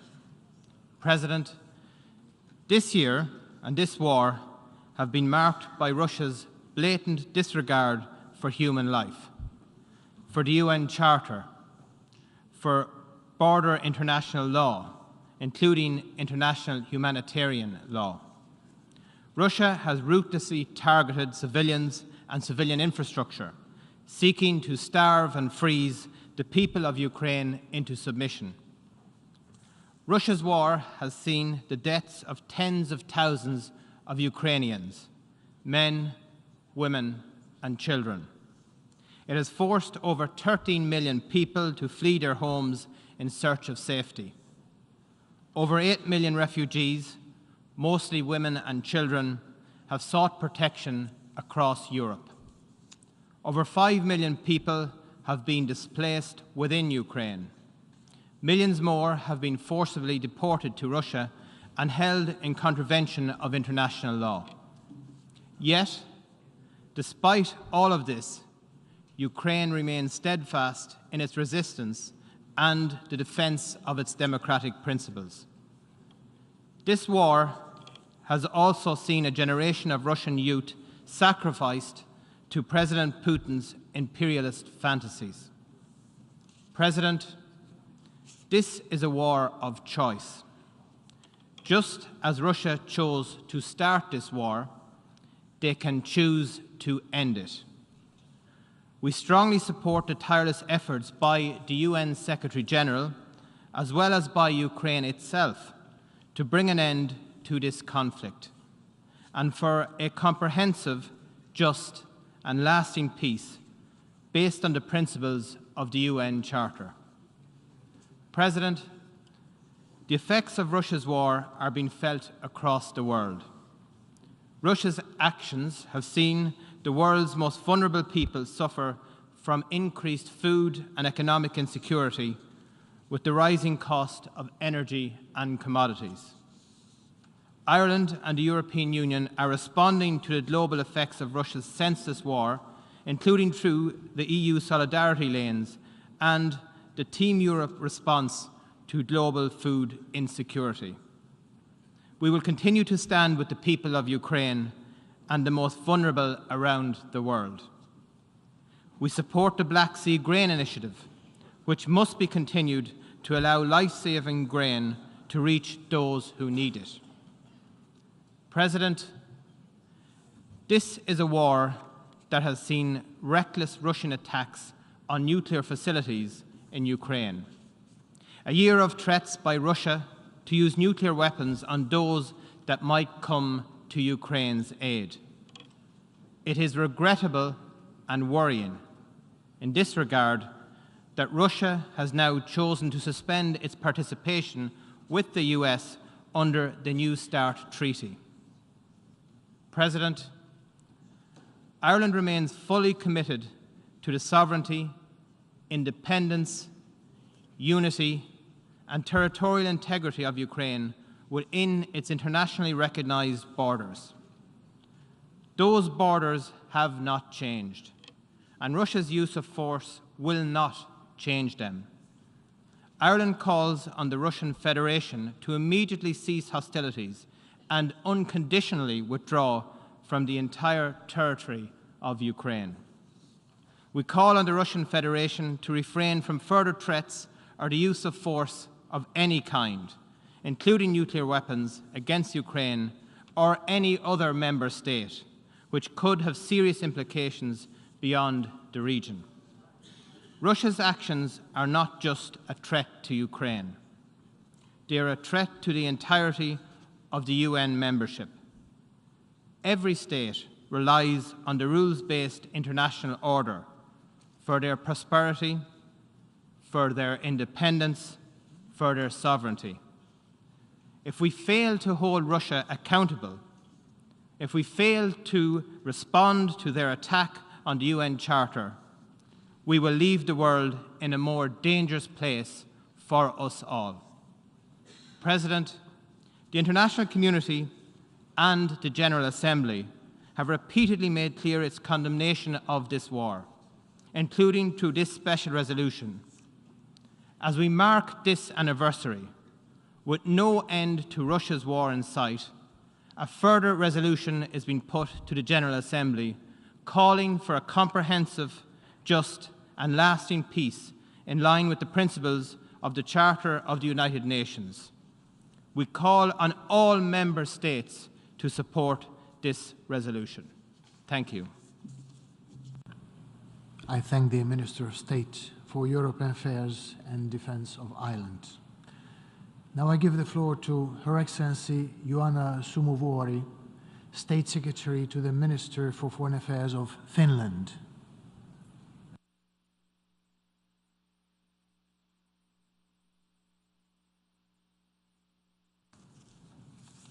Mr. President, Your Excellencies, ladies and gentlemen. A year ago, in the early hours of 24th of February, we woke up to a new grim reality. Russia had launched a brutal full-scale invasion of its sovereign neighboring country, Ukraine. Russia's unprovoked and unjustified aggression against Ukraine was a turning point. For the past years, Russia has been turning away from cooperation and rule-based international order. The illegal annexation of Crimea and the war in eastern Ukraine that started in 2014 changed our perception of Russia. Yet, most of us could not imagine a full-scale war. It is important to remember that the path of dialogue and diplomacy was always an option. That was not the path Russia took. War and destruction were Russia's choice. Mr. President, Your Excellencies, it is appalling to see a permanent member of the UN Security Council disregard its obligations for maintaining peace and security. Instead, we are witnessing a flagrant violation of international law and the UN Charter and commonly agreed principles. Russia's methods of warfare in Ukraine systematically violate international law, most notably the laws of war. Russian missiles have targeted Ukrainian civilians and infrastructure, causing immeasurable damage and suffering. The attacks have destroyed hospitals, maternity wards, schools, kindergartens, and places of worship. Testimonies from Ukraine and the areas liberated from the Russian occupation tell the gruesome tale of torture, extrajudicial executions, and sexual violence. Our message is loud and clear. We must hold Russia accountable for its violations of international law, including repatriations for damage. We must ensure that there is no impunity for atrocity crimes committed in Ukraine. It is not only morally imperative, but it's our right and our duty to do so. Mr. President, Russia's war of aggression against Ukraine has serious consequences and causes human suffering, not only in Ukraine, but also globally. Finland continues to provide political, defense, humanitarian, and financial assistance to Ukraine and its people. Global ramifications of the war include food and energy crisis, and Finland continues to support global community to alleviate negative consequences of Russia's actions. We also support the implementation of the Black Sea Grain Agreement. Mr. President, today the General Assembly is going to decide on a resolution on principles of comprehensive, lasting and just peace in Ukraine. The resolution is about Ukraine, but it's also about all of us. Wouldn't your country expect support from the United Nations, from all of us, if your country would be invaded and part of it annexed by a neighbor? Wouldn't you be disappointed if you did not get support from others? I also want to underline that according to the UN Charter, if a member state of the UN is attacked, it has an inherent right of self-defense, both individually and supported by other member states. Wouldn't your country seek support in such distress? Mr. President, Your Excellencies, Finland's support for Ukraine and its people remains firm. We also support President Zelensky's peace initiative and its implementation. To achieve comprehensive, lasting and just peace, Russia must immediately end its brutal and illegal invasion to Ukraine. We call on Russia to respect the independence and territorial integrity of Ukraine, to stop missile strikes on Ukrainian cities, and withdraw its forces from the territory of Ukraine. It is our duty as the General Assembly to vote for the resolution before us and against the amendments proposed by Belarus. We need to show our strong support for Ukraine, its sovereignty and territorial integrity. Support for peace and the very principles of the UN Charter must be achieved in this room today. When UN Charter rule-based international order comes under attack, we must defend it together. Thank you very much. I thank the State Secretary to the Minister of Foreign Affairs of Finland. Now I give the floor to the distinguished representative of Colombia.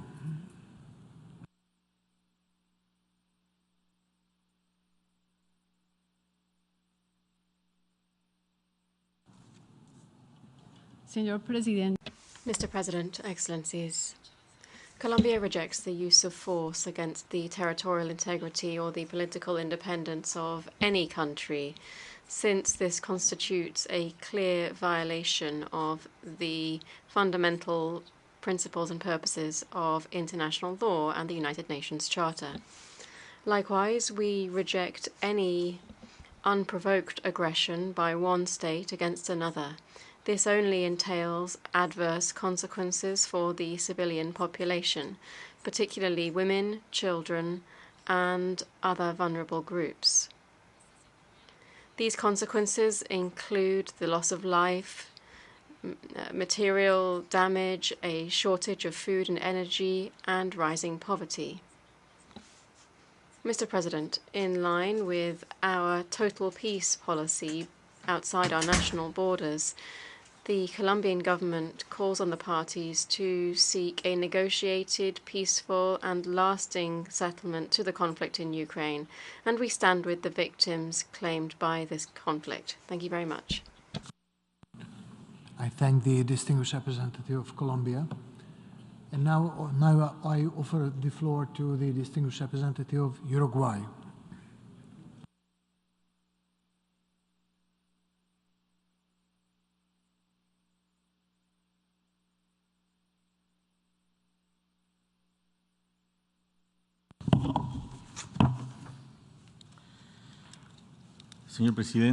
Mr. President, the 24th of February marks 1 year since the unjustified invasion of Ukrainian territory by military forces of the Russian Federation. This led to a persistent conflict with extremely adverse consequences not only for the countries involved, but also for the region and the entire international community.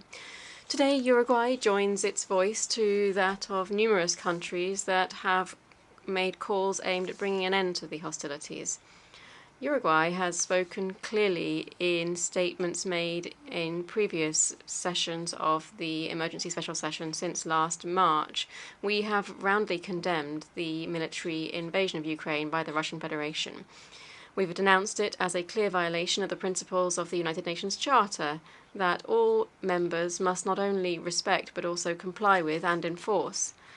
On this occasion, we urge the Russian Federation to cease its military operations and stop the aggression against Ukraine, reiterating withdrawing its forces from Ukrainian territory as soon as possible. Both parties to the conflict must make their utmost efforts to return to the negotiating table in order to resolve their differences peacefully, as stipulated by the United Nations Charter. Uruguay has insistently demanded full respect for international law and has recalled that it is illegal to acquire territory through the use of force or other mechanisms contravening the United Nations Charter. This rule of international law, provided expressly in the Charter and endorsed by the General Assembly, the Security Council, and the jurisprudence of the International Court of Justice, means that territorial annexation in the context of aggression by one state is a violation of the Charter of our Organization and of international law. Consequently, the Uruguay government reiterates its firm support for the sovereignty and territorial integrity of Ukraine within its internationally recognized borders. For these reasons, Uruguay has co-sponsored and will vote in favor of the draft resolution before us in this meeting of the General Assembly. which contains a resounding call for the violence to be brought to an end and for just and lasting peace to be restored. In this context, I wish to recall that the rejection of the use of force and the peaceful settlement of disputes are fundamental principles of Uruguay's foreign policy. Finally, we reiterate our call so that through the negotiating mechanisms provided in the UN Charter with the participation of the Security Council and Secretary General, avenues for dialogue are found to make it possible to agree on the next steps to de-escalate the conflict, and so that through diplomatic negotiations, the parties to the conflict can resolve their differences and bring an end to the war. Thank you very much. I thank the distinguished representative of Uruguay. Now I give the floor to the distinguished representative of China.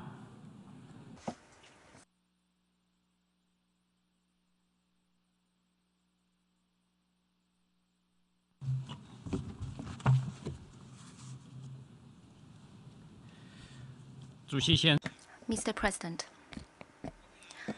1 year into the Ukraine crisis, the conflict is still grinding on and growing in scale, wreaking havoc to countless lives.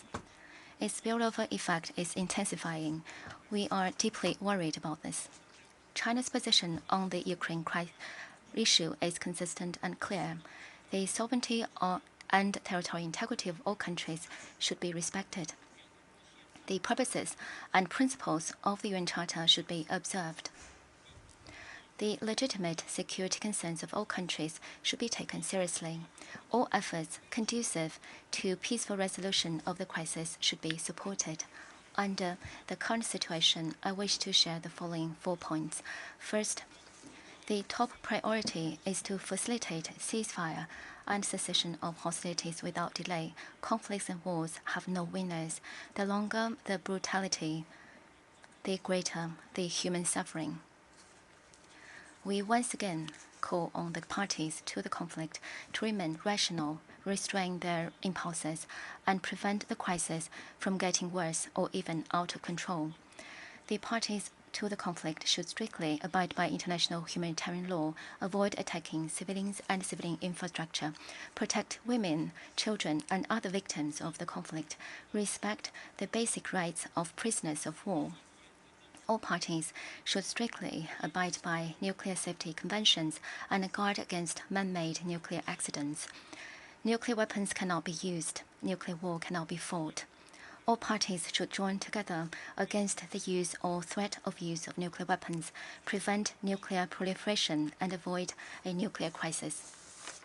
Second, dialogue and negotiation is the only viable way to resolve the Ukraine crisis. At the beginning of the crisis, Russia and Ukraine held several rounds of talks and made important progress. Regrettably, peace talks have since stalled. The reason behind this warrants deep reflection. The lessons of history tell us that crises, however deep, can ultimately be resolved peacefully. No matter how difficult it is, the door to a political solution cannot be closed. We support Russia and Ukraine moving towards each other, resuming direct dialogue as soon as possible, bringing their legitimate concerns into the negotiation, setting out feasible options, putting an early end to the crisis, and giving peace a chance. Third, the international community should make joint efforts to facilitate peace talks. 1 year into the Ukraine crisis, brutal facts offer an ample proof that sending weapons will not bring peace. Adding fuel to the fire will only exacerbate tensions. Prolonging and expanding the conflict will only make ordinary people pay an even heftier price. We reiterate our appeal that diplomacy and negotiation cannot be abandoned. Efforts towards ceasefire and talks must go on. The international community should create conditions for this to happen rather than fan the flames and seek self-interest. We urge the countries concerned to stop abusing unilateral sanctions and long-arm jurisdiction. Instead, they should act in a way conducive to de-escalation. The international community should strengthen coordination and cooperation in energy, finance, grain, trade, and transportation, and work together to mitigate the spillover effect of the crisis. We support the UN General Assembly playing an active role in bridging differences, building consensus, and forging synergy among member states. Fourth, pursue common security and achieve lasting peace. Security is not the prerogative of just a few countries. One country's security should not be achieved at the expense of other countries' security. Bolstering or even enlarging military blocs will only undermine regional security and drive peace further away. The final settlement of the Ukraine crisis hinges on abandoning the Cold War mentality, giving due regard to and respecting the reasonable security concerns of all countries, thereby properly addressing their legitimate security aspirations and advancing the building of a balanced, effective, and sustainable European security architecture. Mr. President, as a responsible country, China always stands on the side of peace and dialogue, and always advocates peace and promotes talks. China will soon issue a position paper on the political settlement of the Ukraine crisis. We stand ready to continue playing a constructive role in resolving the Ukraine crisis and bringing about peace at an early date. Thank you, President. I thank the distinguished representative of China. Now I give the floor to the distinguished representative of the Islamic Republic of Iran.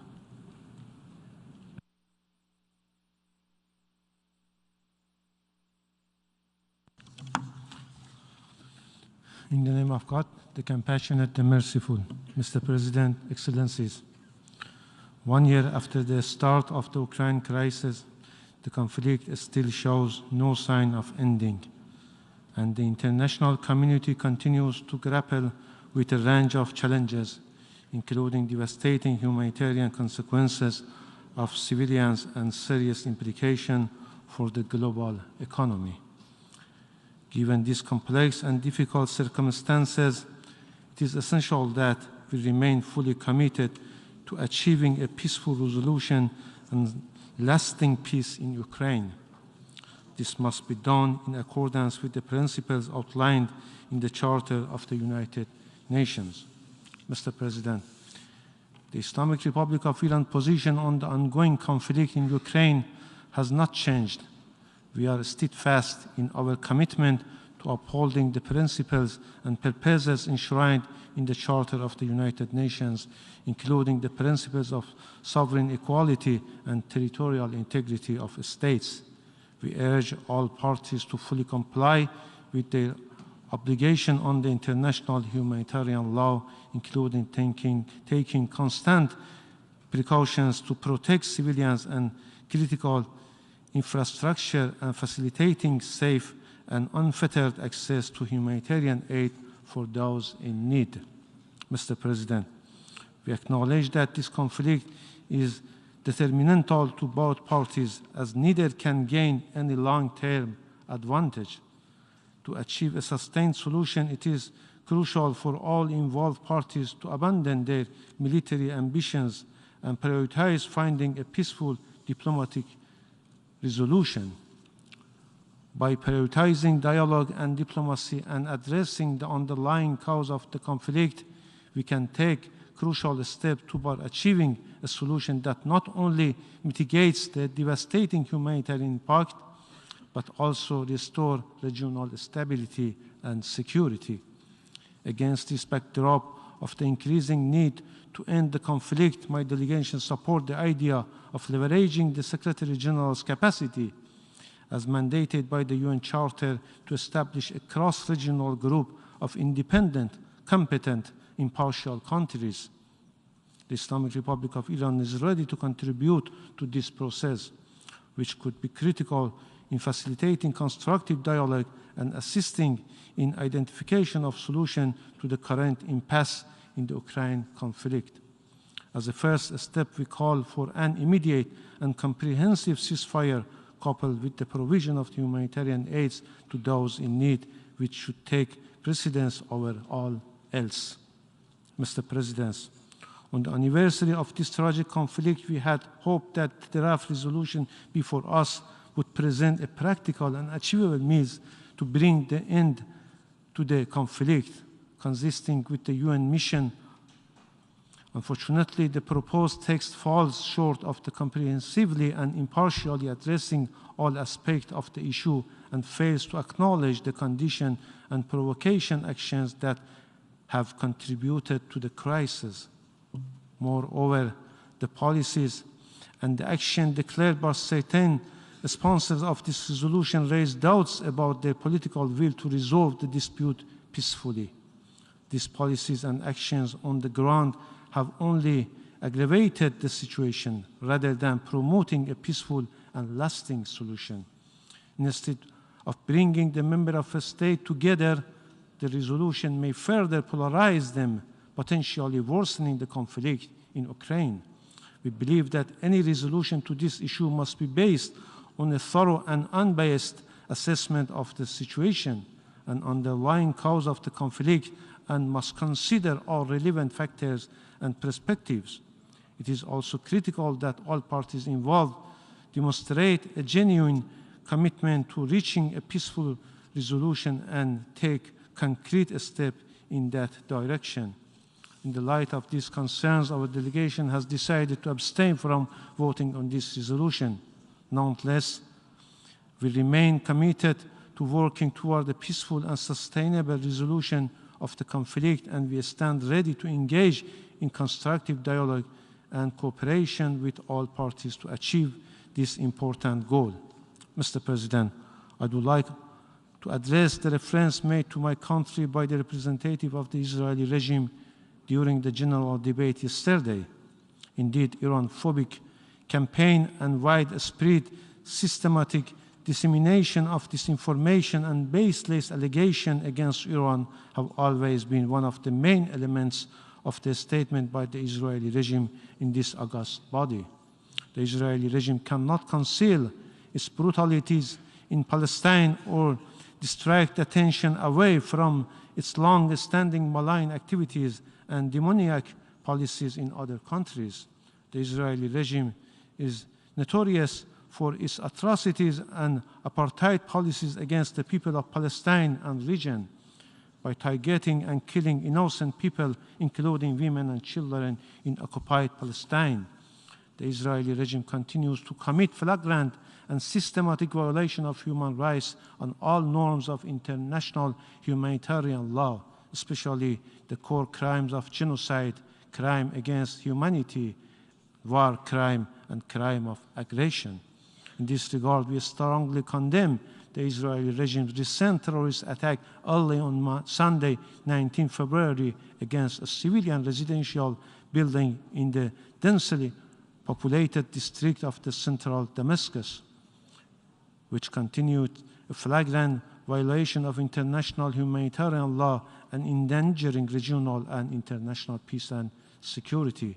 The international community must strongly condemn such attacks and compel the Israeli regime to end all acts of aggression against Syria's sovereignty and territorial integrity immediately. Possessing all types of the weapons of mass destruction, as well as the most sophisticated conventional weapons, the Israeli regime continues to endanger peace and security in the region and beyond, and at the same time reasonably defies constant strong international call to join internationally legally binding instruments banning weapons of mass destruction. Nevertheless, it attempts to portray Iran's conventional weapons capabilities or its exclusively peaceful nuclear program as a challenge to the regional stability. Mr. President, while we reiterate our commitment to ongoing bilateral cooperation with Ukraine and Russian Federation, my government categorically rejects unsubstantiated claims that Iran has transferred unmanned aerial vehicles for use in Ukraine conflict. Such claims are nothing more than a propaganda campaign used by certain states to advance their political agenda. Iran is willing to engage in constructive bilateral technical and expert exchange with Ukrainian experts in order to clarify and substantiated allegations leveled against it. I thank you, Mr. President. I thank the distinguished representative of the Islamic Republic of Iran. Now I give the floor to the distinguished representative of Romania.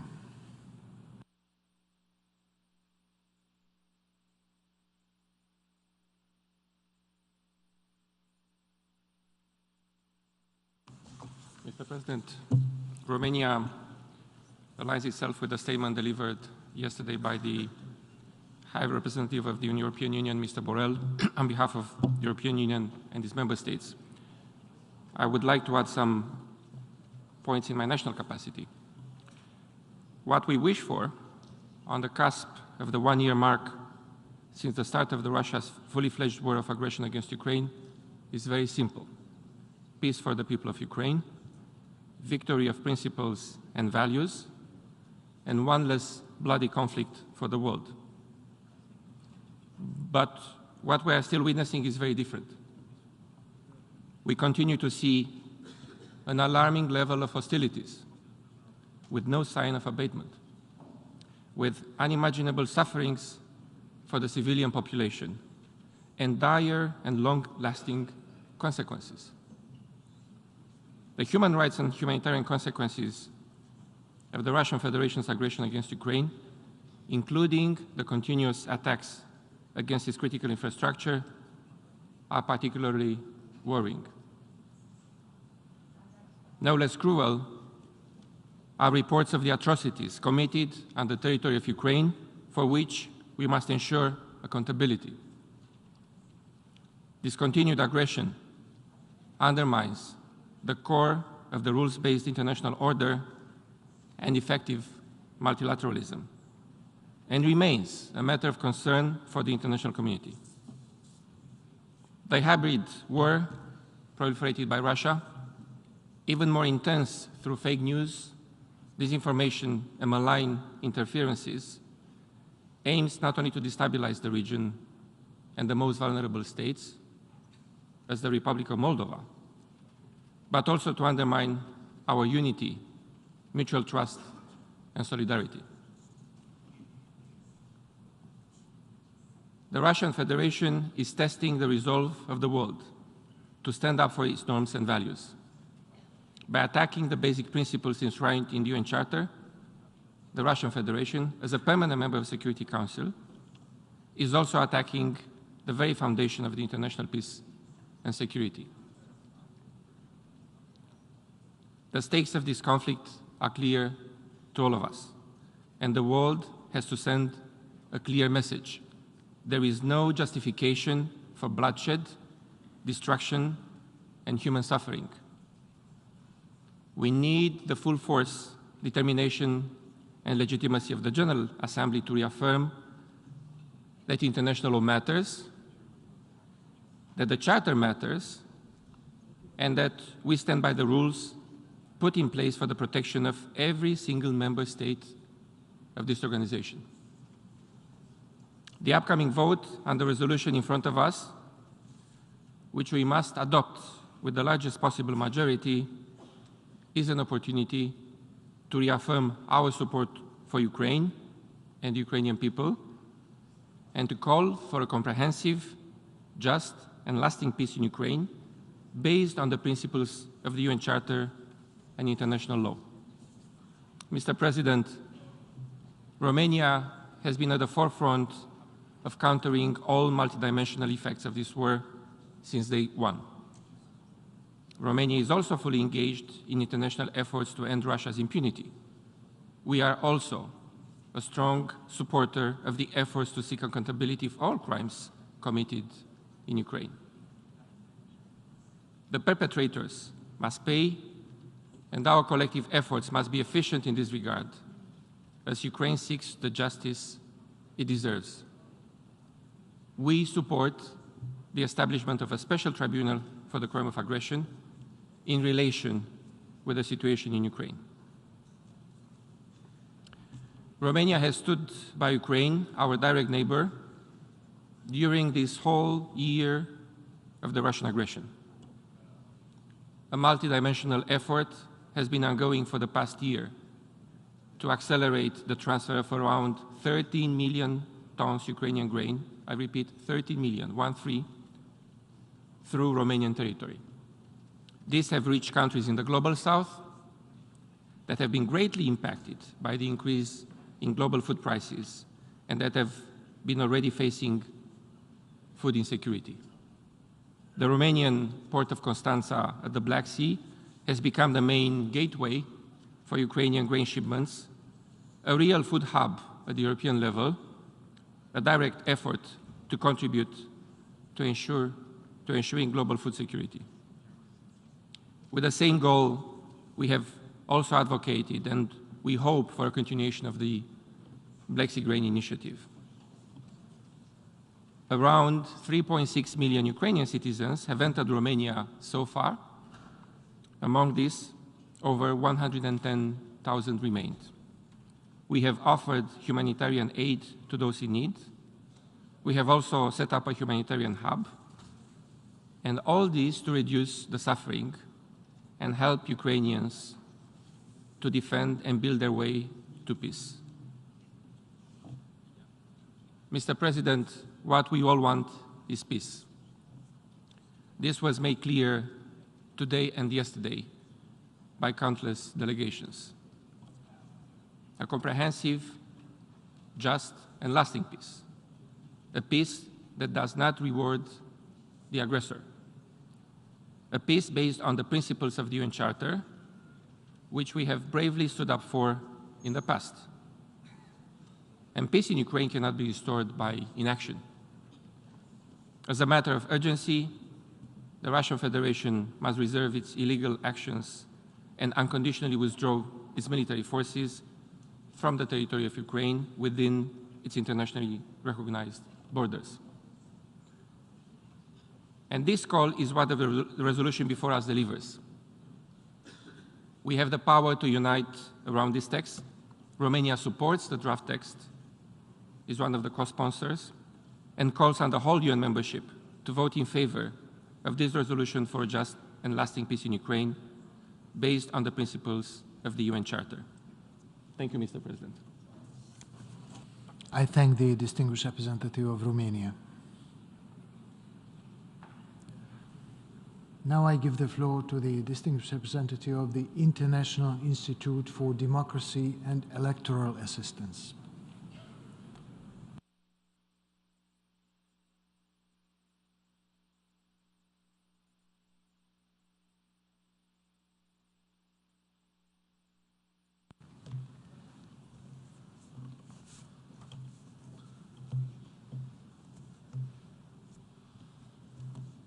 Mr. President, Excellencies, it has been 1 year since the Russian Federation launched its illegal war against Ukraine.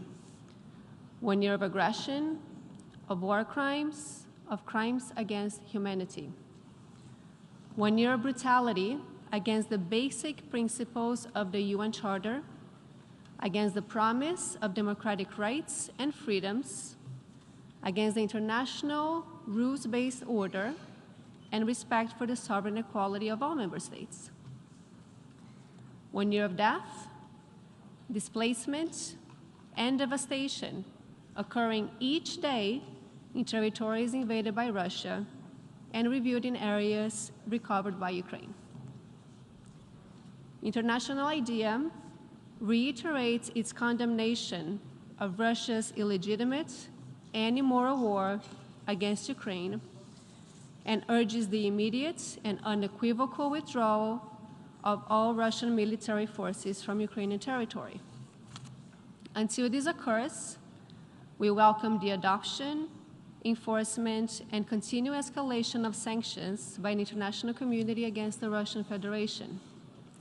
Ultimately, the responsibility of the Russian Federation must be addressed in accordance with General Assembly Resolution 60/147 and Universal Declaration of Human Rights. This accountability is a matter of international law, and rule of law must and shall prevail. we encourage the UN Secretary General to continue working to advance ceasefire talks and to support increased humanitarian access to the war-affected areas and protection of civilians. The resolution being debated today calls for a comprehensive, just, and lasting peace in Ukraine. Such an objective is inextricably connected to the democratic ambitions of the Ukrainian people. As International IDEA has noted previously, this conflict is about democracy as much as it is about sovereignty. Over many years, and despite many obstacles, Ukrainians have repeatedly affirmed their commitment to democratic values. The result has been steady improvement across a variety of democratic indicators, including respect for media freedoms, the fight against corruption, and the conduct of free and fair elections as measured by International IDEA's indices and reports. Today, this hard-won progress hangs in the balance. But let us be clear, Ukrainians have chosen democracy. There's a comprehensive, just, and lasting peace in Ukraine must be a democratic peace determined by and for Ukrainians. Support from the international community should reflect this democratic imperative. Among the needs of a post-war Ukraine, democracy support and the defense of human rights will be crucial. Excellencies, the outcome of this institutional process will reverberate far beyond Ukraine. It is a test of the defense and rebuilding of inclusive and sustainable democracy as a guarantor of rights for both people and nations. In this effort, we should not lose sight of the need to enable a path for democracy to return to Russia as well, as part of securing a lasting and regional and global peace. We must say clearly, a democratic Russia would have not unleashed this tragedy. Advancing democracy is the single best way to build and guarantee global peace. Ukrainians are putting their lives on the line every day to defend the values that we claim to hold, the values of the UN Charter, of sovereignty, human rights, and multilateralism, helping them to preserve a future for Ukrainian democracy will be our greatest tribute to them. I thank you. I thank the distinguished representative of the International Institute for Democracy and Electoral Assistance. Now I give the floor to Her Excellency Annalena Baerbock, Minister for Foreign Affairs of Germany.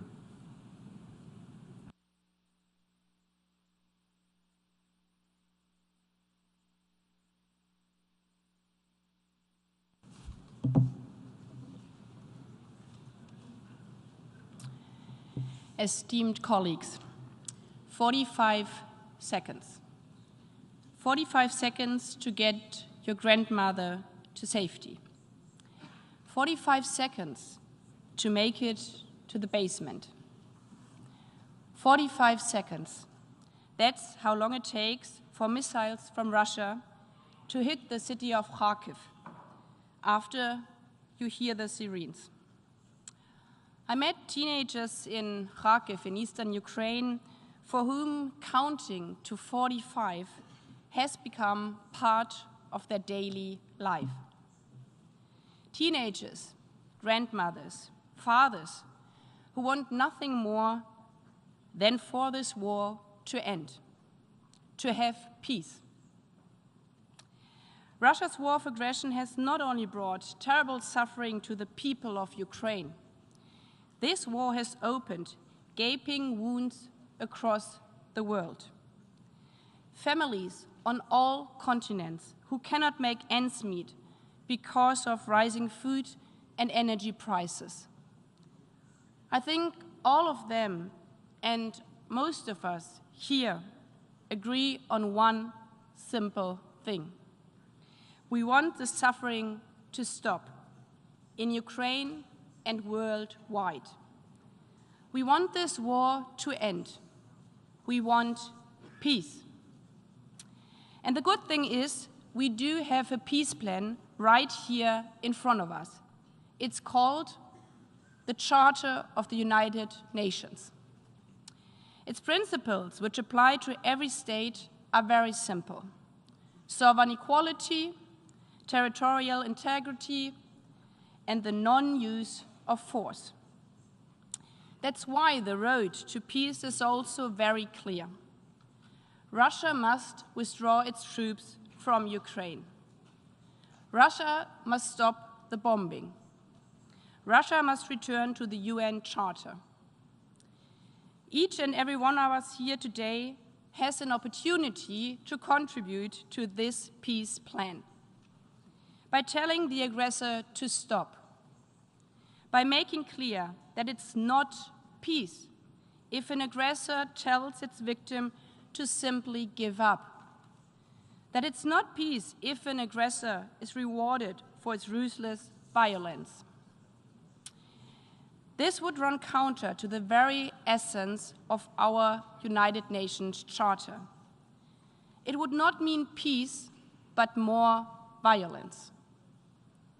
That's why we are supporting Ukraine in its right to defend itself as enshrined in Article 51 of the UN Charter.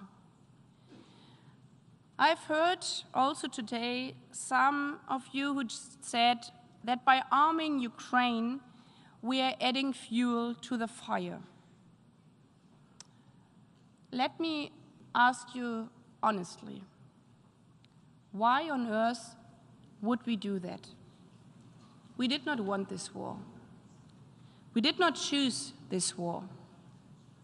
We too would much rather focus every bit of our energy and also of our money on fixing our schools, on fighting climate crisis, on strengthening social justice. But the truth is, if Russia stops fighting, this war ends. If Ukraine stops fighting, Ukraine ends. And the human suffering would continue every single day. Abduction, rape, torture. Children counting to 45 every single day to save their lives. The war's global trade of devastation would continue. Inflation, energy shortages, hunger. That's why today's vote is also about all of our futures. Today, each and every one of us here has to choose: to stand isolated with the oppressor or to unite for peace, to stay silent or to protect our UN Charter so that the Charter can protect us. Thank you. I thank the distinguished Minister for Foreign Affairs of Germany. We have heard the last speaker in the debate on this item. We shall proceed to consider draft resolution A/ES11/L7 and draft amendments A/ES11/L8 and A/ES11/L9, starting with the explanation of vote before the vote at 3 o'clock sharp. This meeting is adjourned.